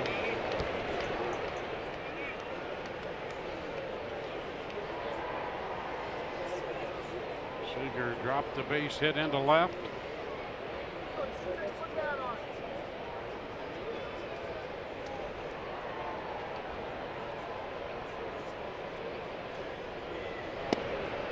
There's a strike. 4 runs charged to Ramirez in 4 2/3. And 91 pitches made by the Rays starter Erasmo Ramirez.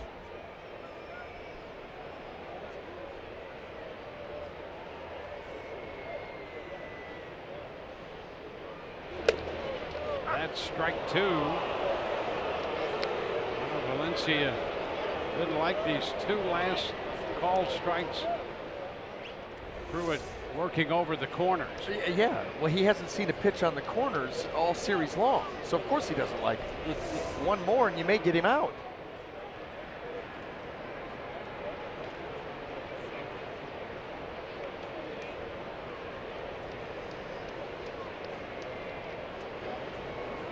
Runner goes, the pitch popped up. Foul ball. Weeks is there to make the catch, and back in at first is Seager.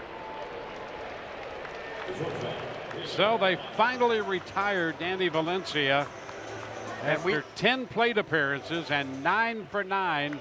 He's finally retired. Well, and Austin Pruitt does find the corner once again. He comes in right on the hands of Danny Valencia.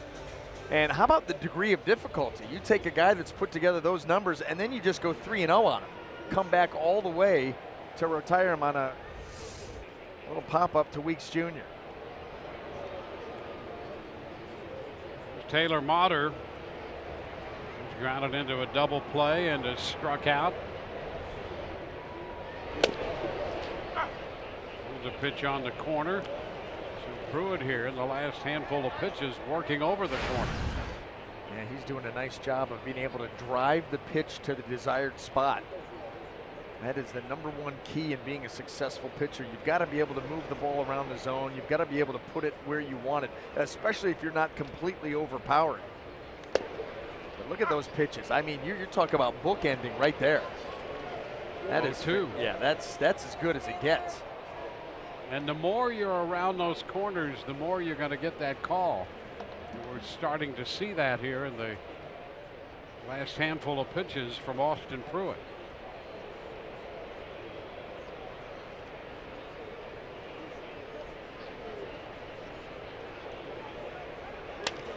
Down to first and through into right field.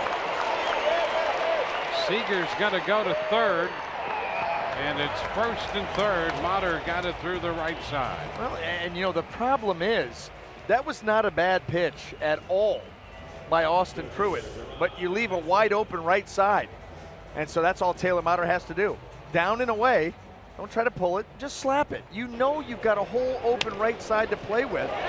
Weeks Jr. holding the runner on, you've got no chance to make a play there. And so not only do you leave that side of the field open, but then you give a guy a pitch that he can handle. And the Rays have been burned a number of times. We've seen that shift work out quite a bit. But this Seattle Mariner lineup has burned them all series long. Dyson with a strikeout and a walk. First and third, 1 out. And a move to first on Motter. Motter with 5 stolen bases on the year.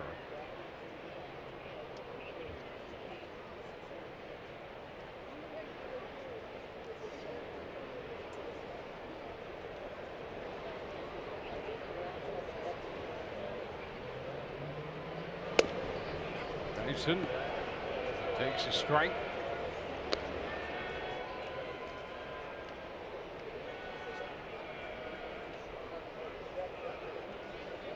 Dyson drew the walk in the 4th inning. It was ahead of the 2 RBI single by Zunino.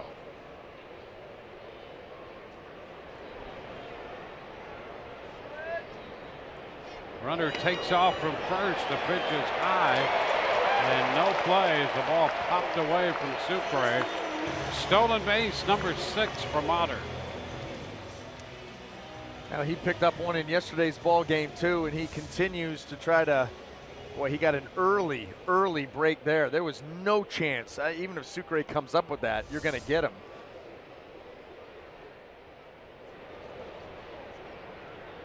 It's a 4-0 ball game. The infield up.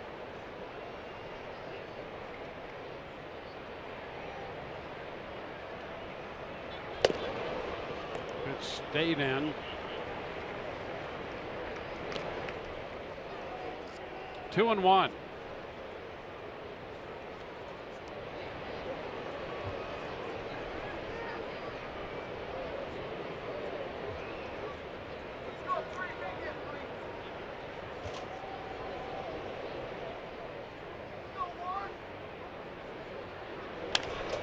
The ground ball, base hit up the right side.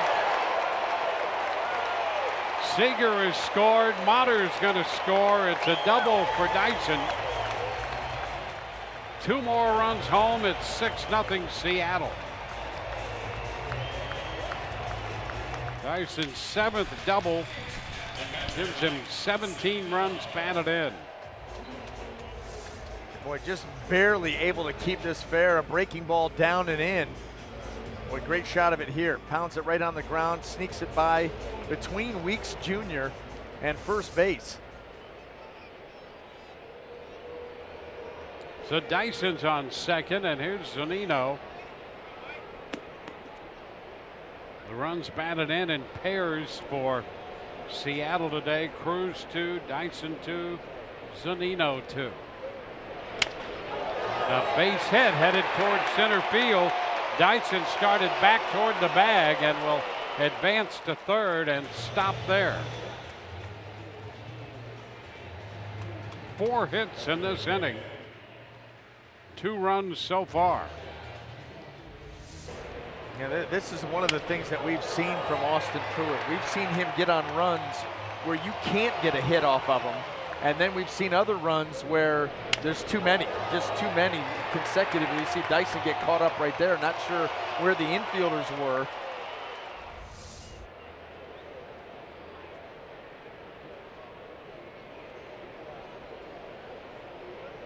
And the Braves are going to bring that infield up again. Ben Gamble singled in the 3rd on a line drive into right.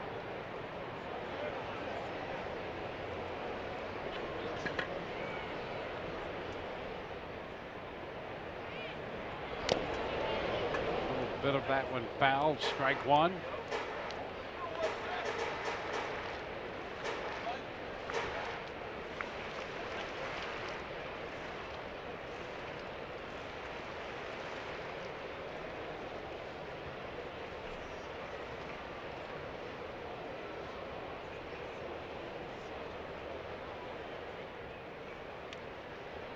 Braves have been out hit 11-1 and they trail 6-0.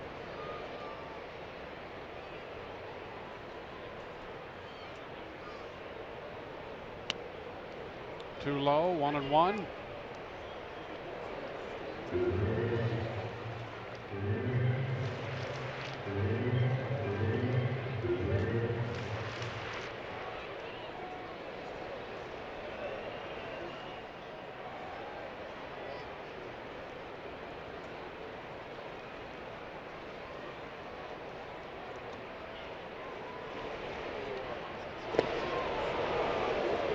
Ball, 2 strikes.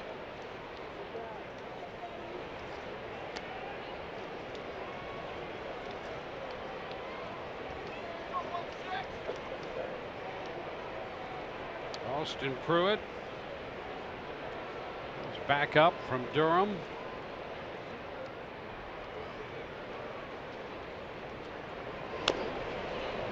Capper foul. Pruitt worked 2 innings in the game against Texas when the Rays beat the Rangers in 10 innings, 7-5 in Arlington, hitting 4 home runs in the process. And in relief of Archer, Pruitt worked the perfect 8th and perfect 9th inning, picked up 3 strikeouts. A different story today. Ground ball to first, out there. Runner holds at third, and Zunino moves to second base. So Gamble is the second out of the inning. MLB.TV Premium is back and better than ever. Watch every out-of-market regular season game live on over 400 supported devices. Plus, get a free subscription to At Bat Premium, the #1 app for live baseball. Blackout and other restrictions apply. Visit MLB.TV for details. Here's Boog Powell, now 2 men in scoring position. And the pitch is a strike.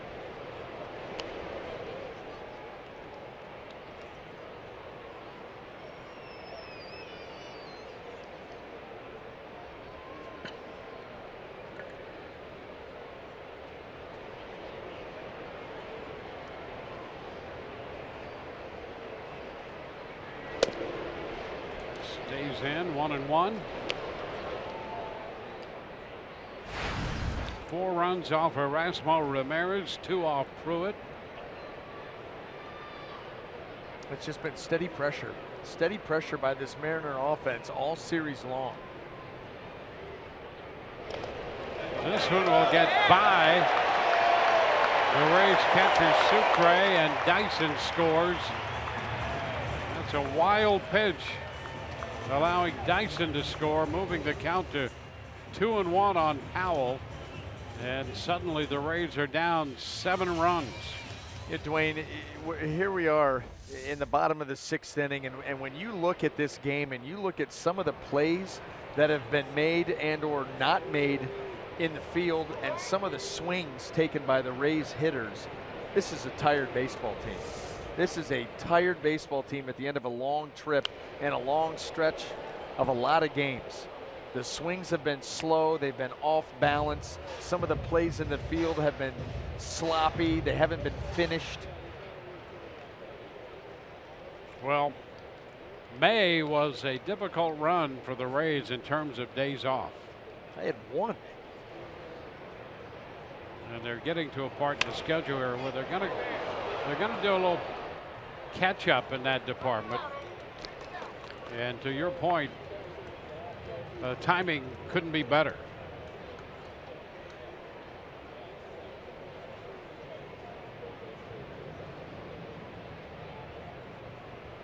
A 2-2 count on Boog Powell.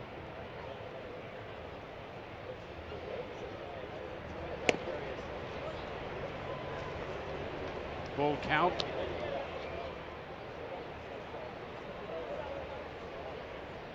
Two runs in the first, 2 runs in the 4th. Now 3 home in the 6th inning for Seattle.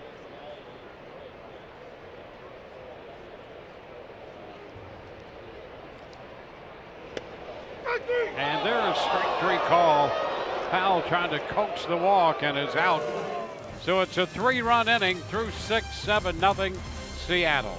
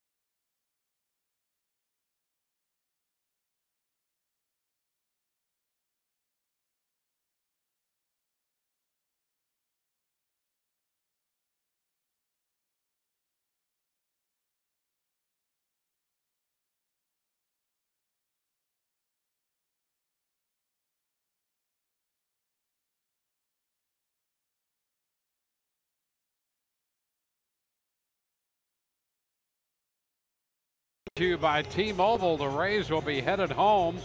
Tomorrow's a day off. They'll open a series against the White Sox on Tuesday.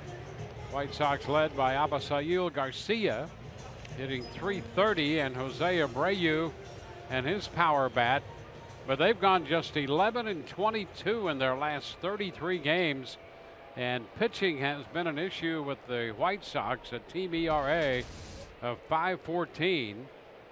Chris Archer and Jose Quintana will open that series at the Trop on Tuesday night. Odorizzi and Mike Pelfrey Wednesday, and Cobb and Derek Holland in the wrap-up game. Evan Longoria leading off the 7th takes a strike.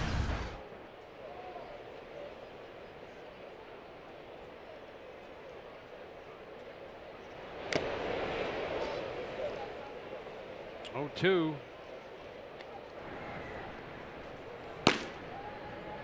Alvarado, the big lefty, up in the bullpen.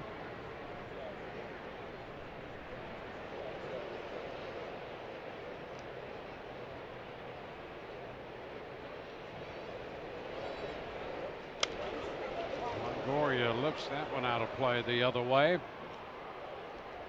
The one hit the Rays have was the infield hit by Kiermaier with 1 out in the 5th. Weeks walked with 1 out in the 2nd inning. That's the only other base runner the Rays have had. And Longoria did go. He is out on strikes. So another strikeout for the lefty Miranda. Yeah, Miranda has been outstanding today, attacking with the fastball early and often. The changeup, a nice foil to that pitch, and a nice foil to this Rays lineup, picking up a number of strikeouts on it, as you see right there. And here's your 1 base hit. Just a little bit of indecision by Miranda coming off of the mound, and that cost him and Kiermaier running. Other than that, the Rays would, well, they'd be getting desperate. Tim Beckham. Pitch is upstairs. Beckham 0 for 2. A couple of strikeouts in this game. Miranda 9 strikeouts. He had 9 strikeouts against the White Sox on May the 19th. Foul out of play. So he's equaled his single game high with 9 in this game.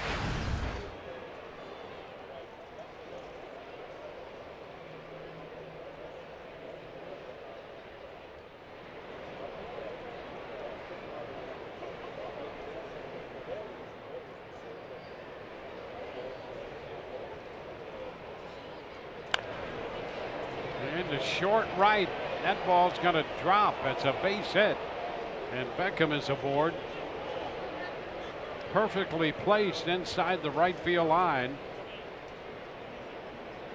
And for the Rays, only their 3rd base runner of this game.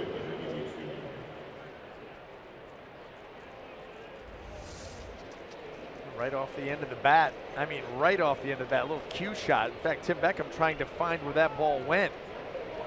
And it just drops in there. 8-10 feet fair.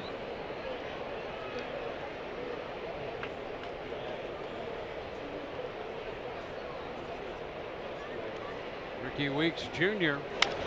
Ground ball toward the middle. Cano there. A little feed to Motter and over to first. Safe there. Well, they had Cano shaded toward the middle, and he was right there. Fed the ball to Motter for the force play on Beckham, and Weeks beat the play. Boy, and not an easy feed to keep track of from Taylor Motter. His point of view, this ball up the middle, a nice play by Cano to get to it, and then just kind of whips that ball out in front of Motter. That was not an easy exchange right there. And he's able to tap the back of second base, and Weeks Jr. able to beat it out at first. Kiermaier takes ball 1.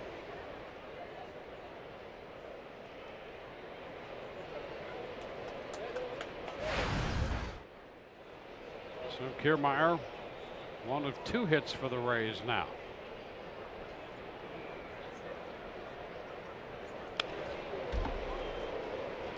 It's a 1-1 count.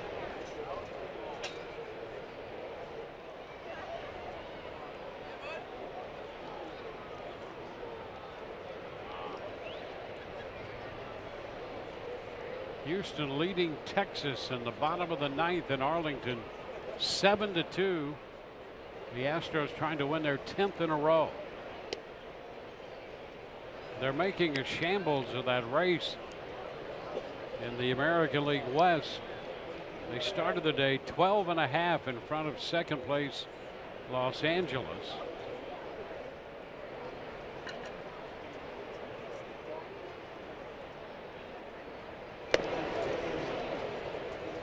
If they win that one today, they'll be 41-16. The only team with as many as 40 wins. The Dodgers have 35 along with the Rockies to start play today. Houston started 40-16. High fly ball, short left. Powell is there. Rays leave a man. We're in the middle of the seventh. 7-0 Seattle.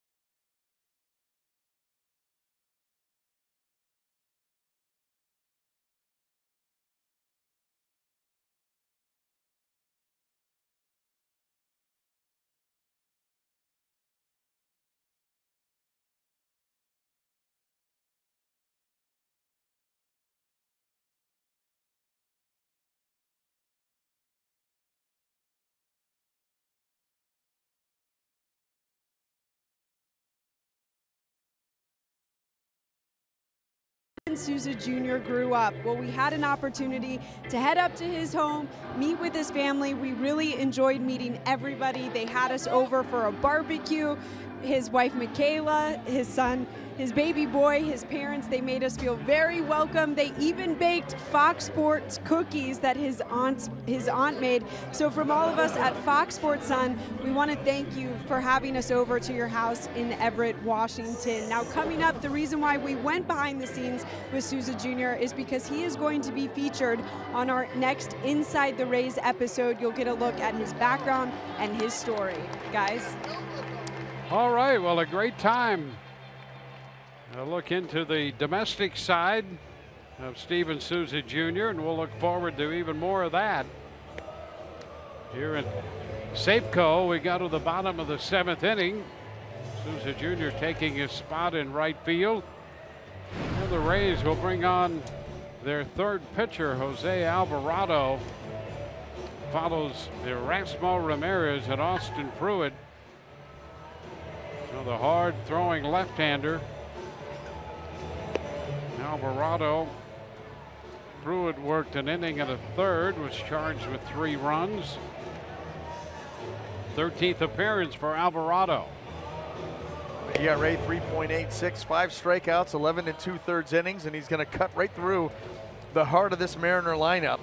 Cano, Cruz, and Seager.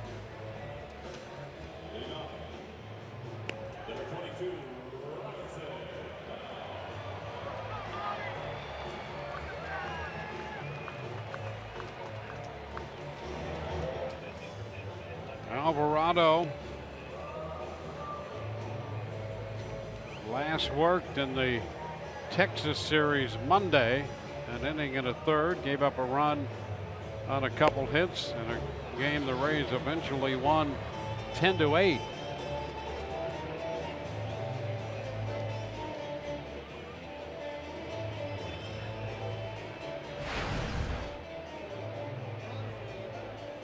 Michael Martinez will enter the game at third base. And it would appear that Daniel Robertson is going to go over to play short.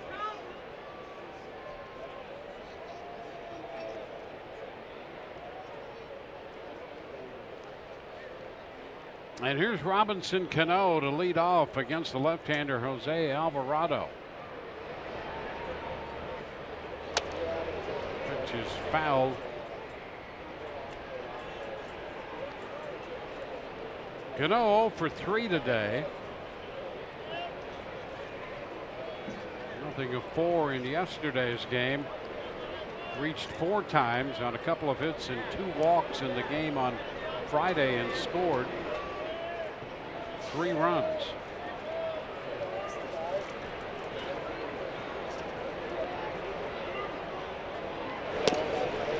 Reaching for this one.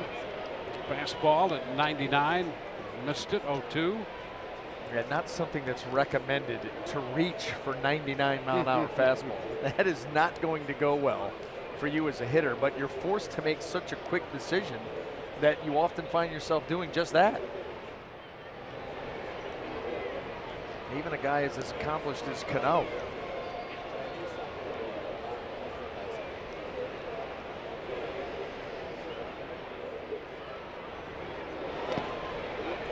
It's a ball and 2 strikes. Rays coming home off this long road trip. Will be off tomorrow and open a homestand with the Chicago White Sox in on Tuesday night. Will be followed by Oakland, including the doubleheader on Saturday, the 10th. Ground ball right side.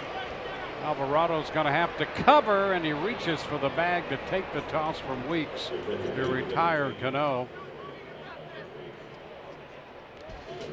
And again, the matchups for that Chicago White Sox series. Chris Archer starts the opener against Jose Quintana. Mike Pelfrey the middle game, with the Rays countering with right-hander Jake Odorizzi. And then Thursday, Alex Cobb against left-hander Derek Holland. Yeah, the thing that jumps out on these matchups, Dwayne, is the Rays, much like today against Miranda, are going to face 2 more lefties in this series, and lefties have given them issues all season long. Miranda maybe the best of the bunch so far. Chris Sale's been good against them, and some tough lefties. And Quintana not having a great season for the White Sox, but he's capable. And of course, we all know Derek Holland from his days with the Rangers.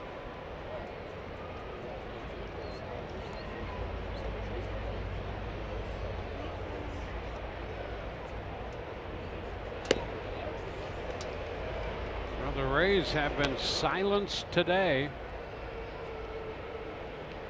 The Mariners open. They got the 2-run home run in the first from Nelson Cruz. A couple more runs. Zunino driving in 2 in the 4th, and they added 3 in the 6th inning. All 3 of those against Austin Pruitt. He worked an inning and a third, 4 hits, 3 runs, and a strikeout. Erasmo Ramirez started work 4 2/3. Gave up the first inning home run to Cruz. Eventually 4 runs total on 7 hits. Now Alvarado. High chop, deep short. Robertson's throw is there in time to get Cruz. I'll tell you what, Daniel Robertson, we've seen him, well, all over this infield. And that was a great feel for that play, because it's a chopper. He's going to have to play it deep at shortstop right along the cut and realize that he doesn't have time to really step into any throw. So he's going to have to, right here, backhand and get rid of it right now. There was some talk about Robertson not being that good of an infielder as a prospect. And I don't know where that came from, because all we've seen is excellence from him at shortstop, second base, third base. Wherever he's played it properly and has been very good. He really has, and a good feel for each position. The footwork at second base, which can be tricky. that play right there, realizing that little internal clock is going off, and he realizes if I back up and take the high backhand hop, then I've got to get rid of this thing right now. I don't have time to set my feet, crow hop, and then throw. It's too late then. And so just having that feel for the different positions and be able to do it, at the beck and call of Kevin Cash when he gets out there is impressive. The only thing I ever heard when they first got him from the Oakland organization, he was a first-round pick. I talked to one of the Oakland scouts who thought he was a legitimate prospect at the time, and that the Rays got themselves a pretty good young player there who had a chance.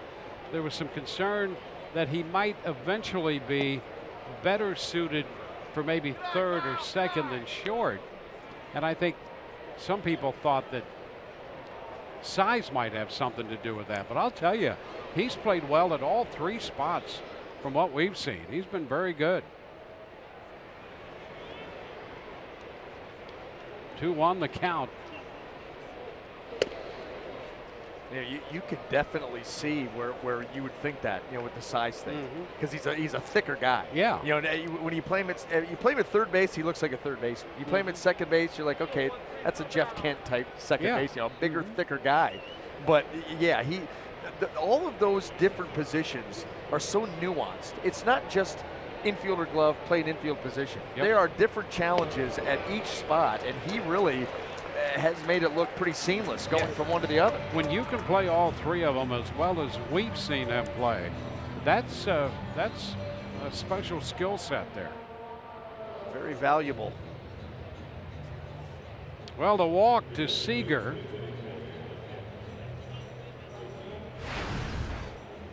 Now Valencia will be lifted.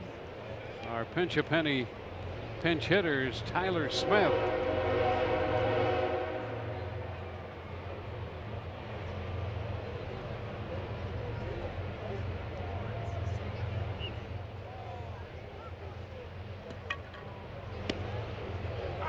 Strike on the outside corner.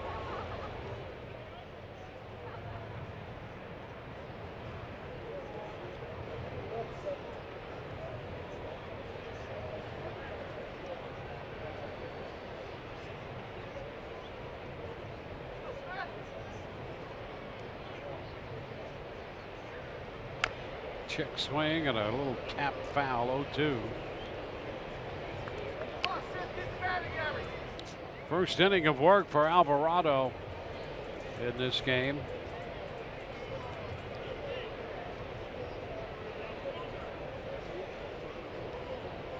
Interesting to watch the Mariners in this series. When Jerry DiPoto came over here in September of 2015, the idea was to try to make this team a little more athletic, maybe a little more speed, better defense. You can see where in this ballpark you'd want that.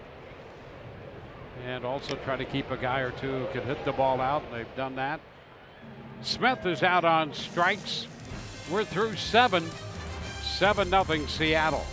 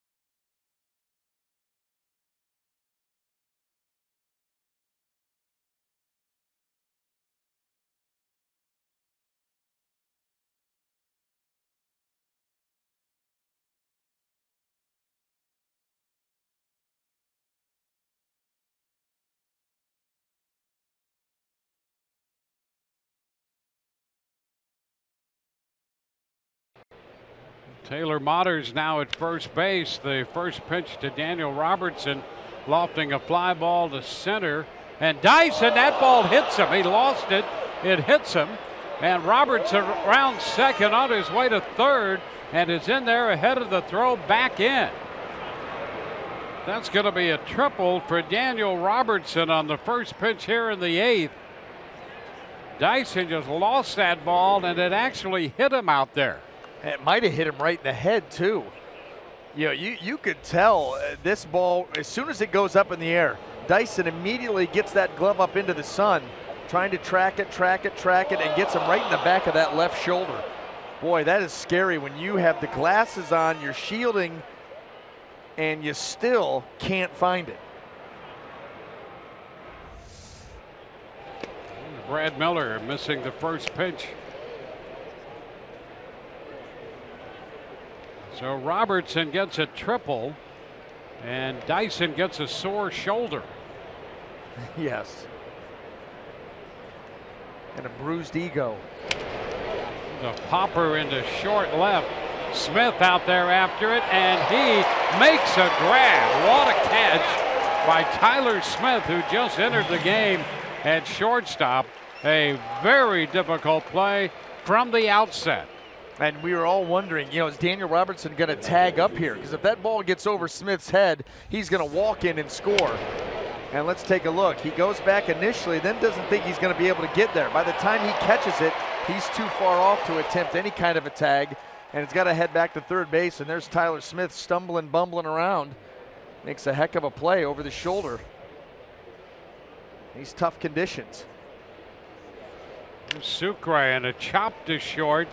Smith will take the throw to first as the Rays going to run. Daniel Robertson crossing the plate, and that makes it 7-1. Sucre drives in the run.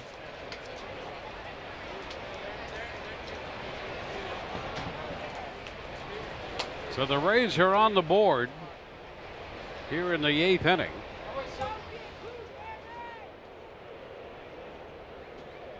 And now it's Steven Souza Jr.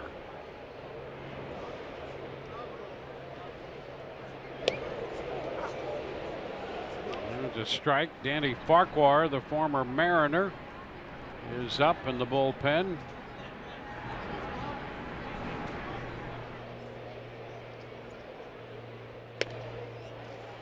This one by Souza.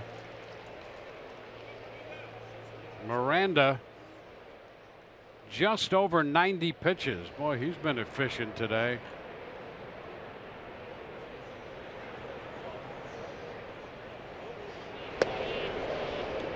And 1-2. Came into this start not really sure what to expect other than we'd see a lot of fastballs and changeups, and he was pretty proficient with early in the count strikes. And look at that pitch count inning by inning. Yeah.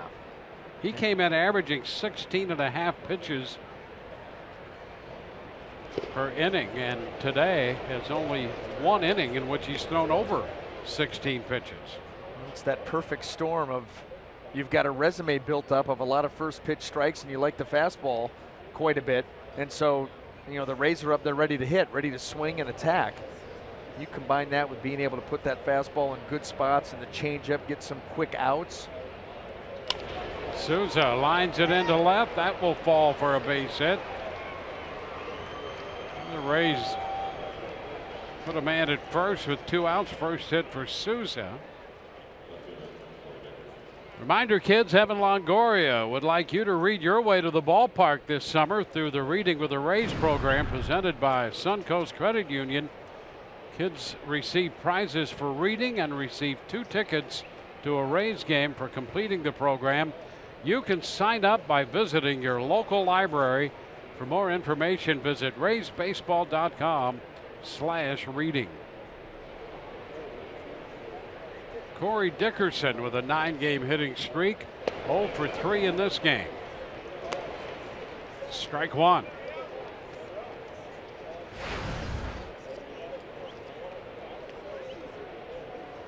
Hitting .338 right now.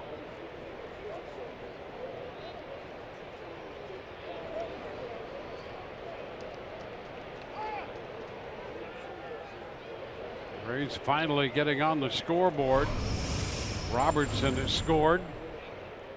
Moving home on the ground ball by Sucre. Well, all-star voting continues, and Dickerson started the day leading the American League in hitting. Down in the count right now, 0-2.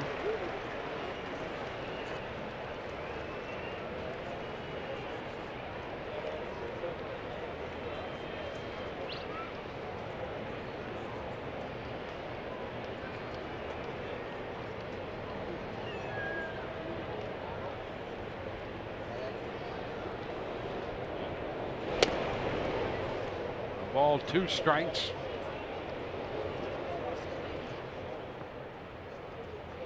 Continues to be a tough stretch for the Rays here at Safeco. They have a 5-game losing streak here in this ballpark.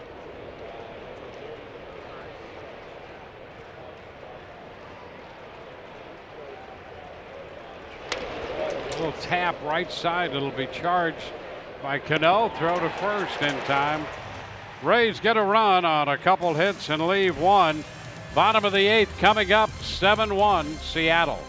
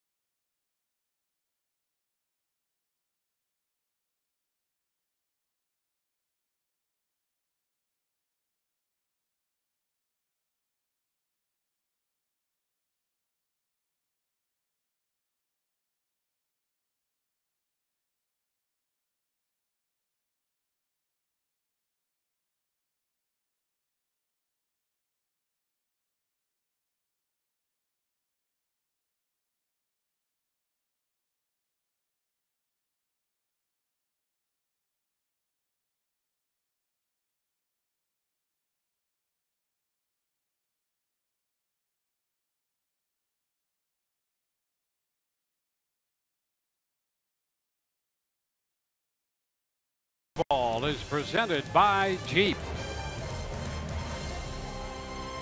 Rays wrapping up the series and the road trip.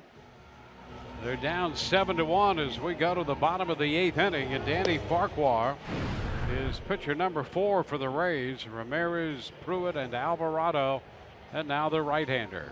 Well, on for the 30th time. Going to have some success here. He's got 26 strikeouts in 26 innings. The 18 walks is what jumps out at you, and those 18 walks have been something that really has hurt Danny this year. Cut back on that, you're going to see the success meter rise. Just too many base runners. Yeah, the last couple outings have been tough ones for him. First pitch is too high to Taylor Motter, who started the day at shortstop. He's now playing first.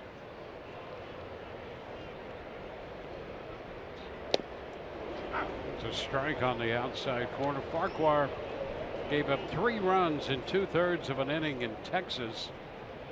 And then the other night here in Seattle, 4 runs in an inning against the Mariners.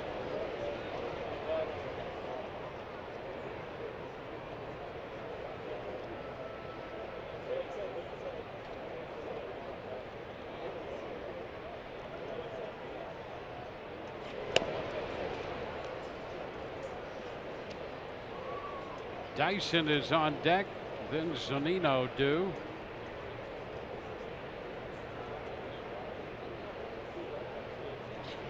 Pitch up and foul back.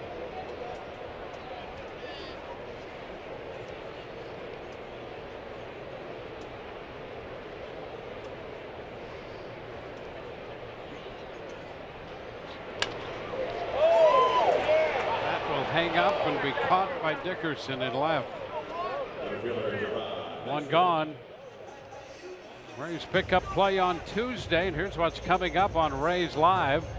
Pre-game show presented by your Gulf Coast Honda dealers. Chris Archer will be on the mound for the Rays. We'll hear from him. And Orestes will break down White Sox slugger Jose Abreu.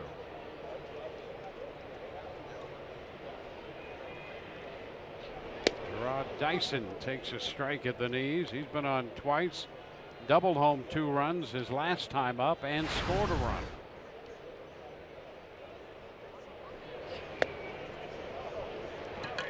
This is the fastball, 0-2.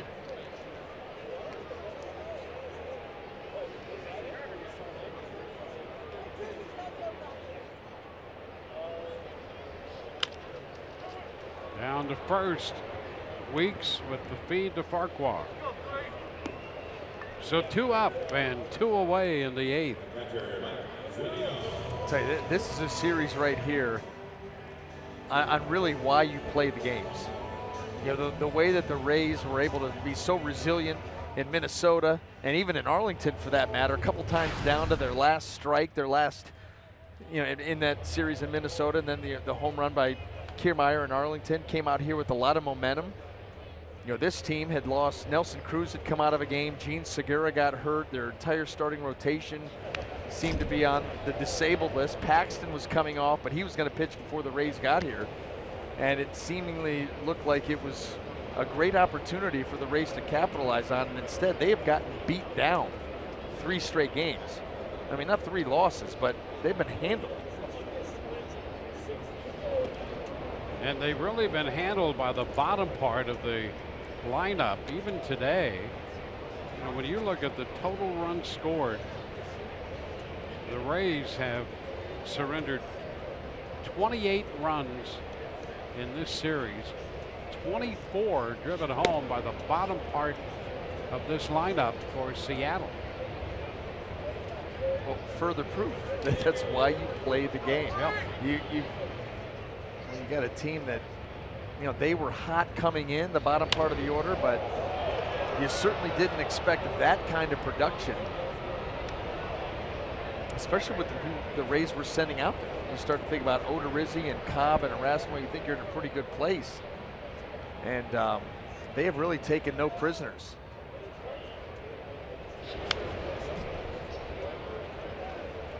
Still 2-2 to Zunino.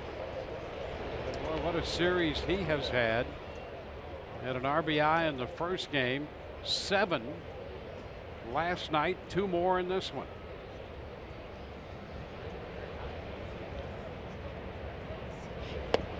And is out on strikes, 1, 2, 3. Go the Mariners, and we head into the 9th inning. 7-1 Seattle.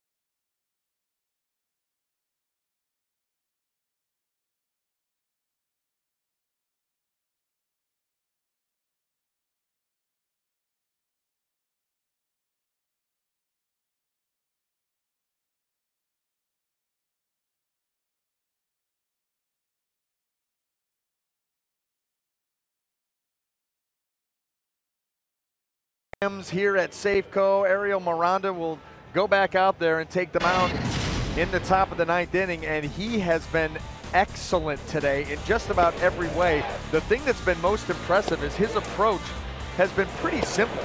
Attack with the fastball, supplement it with the changeup, a few breaking balls here or there, but he has been extremely efficient. He got this Rays lineup into swing mode early in this game, and he's taken full advantage, moving the ball around the zone.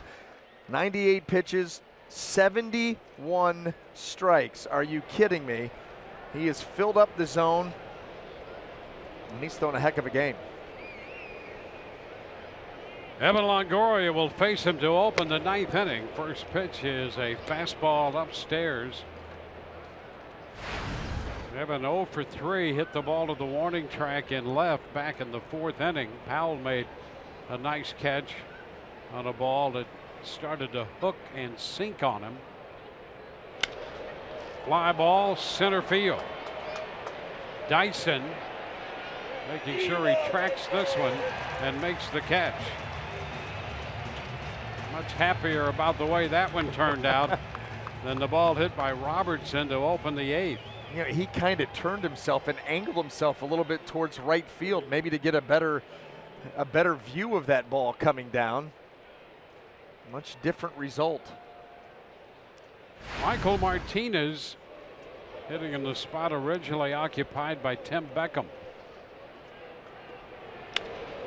And a fly ball into left.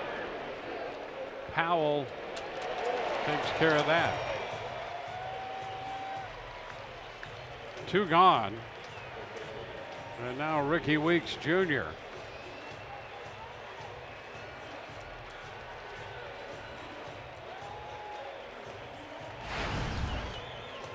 Rays have been held to 1 run, 4 hits by Miranda.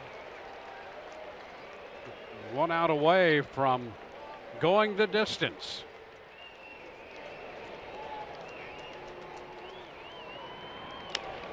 A chopper on the first pitch, foul.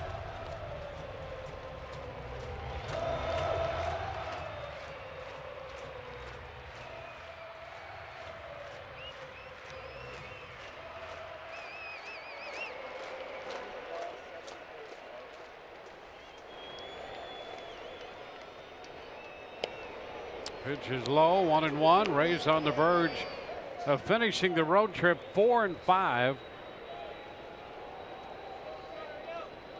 And being swept here by the Seattle Mariners in Seattle.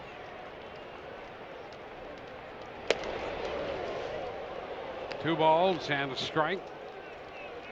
Rays will be heading home. Tomorrow's a day off. Play the White Sox Wednesday night, Tuesday night, Wednesday night, and Thursday night, and then have Oakland in for 4 on a 7-game homestand. Shot to center. Dyson is there, and this game is over. Miranda goes the distance as the Mariners defeat the Rays 7-1. Miranda 6-2. Ramirez the loser 3-1. For Brian Anderson and Alex Cordry, Dwayne Stats. Hope you've enjoyed the telecast. If not the outcome, Rays Live, the postgame presented by WB Mason, is next.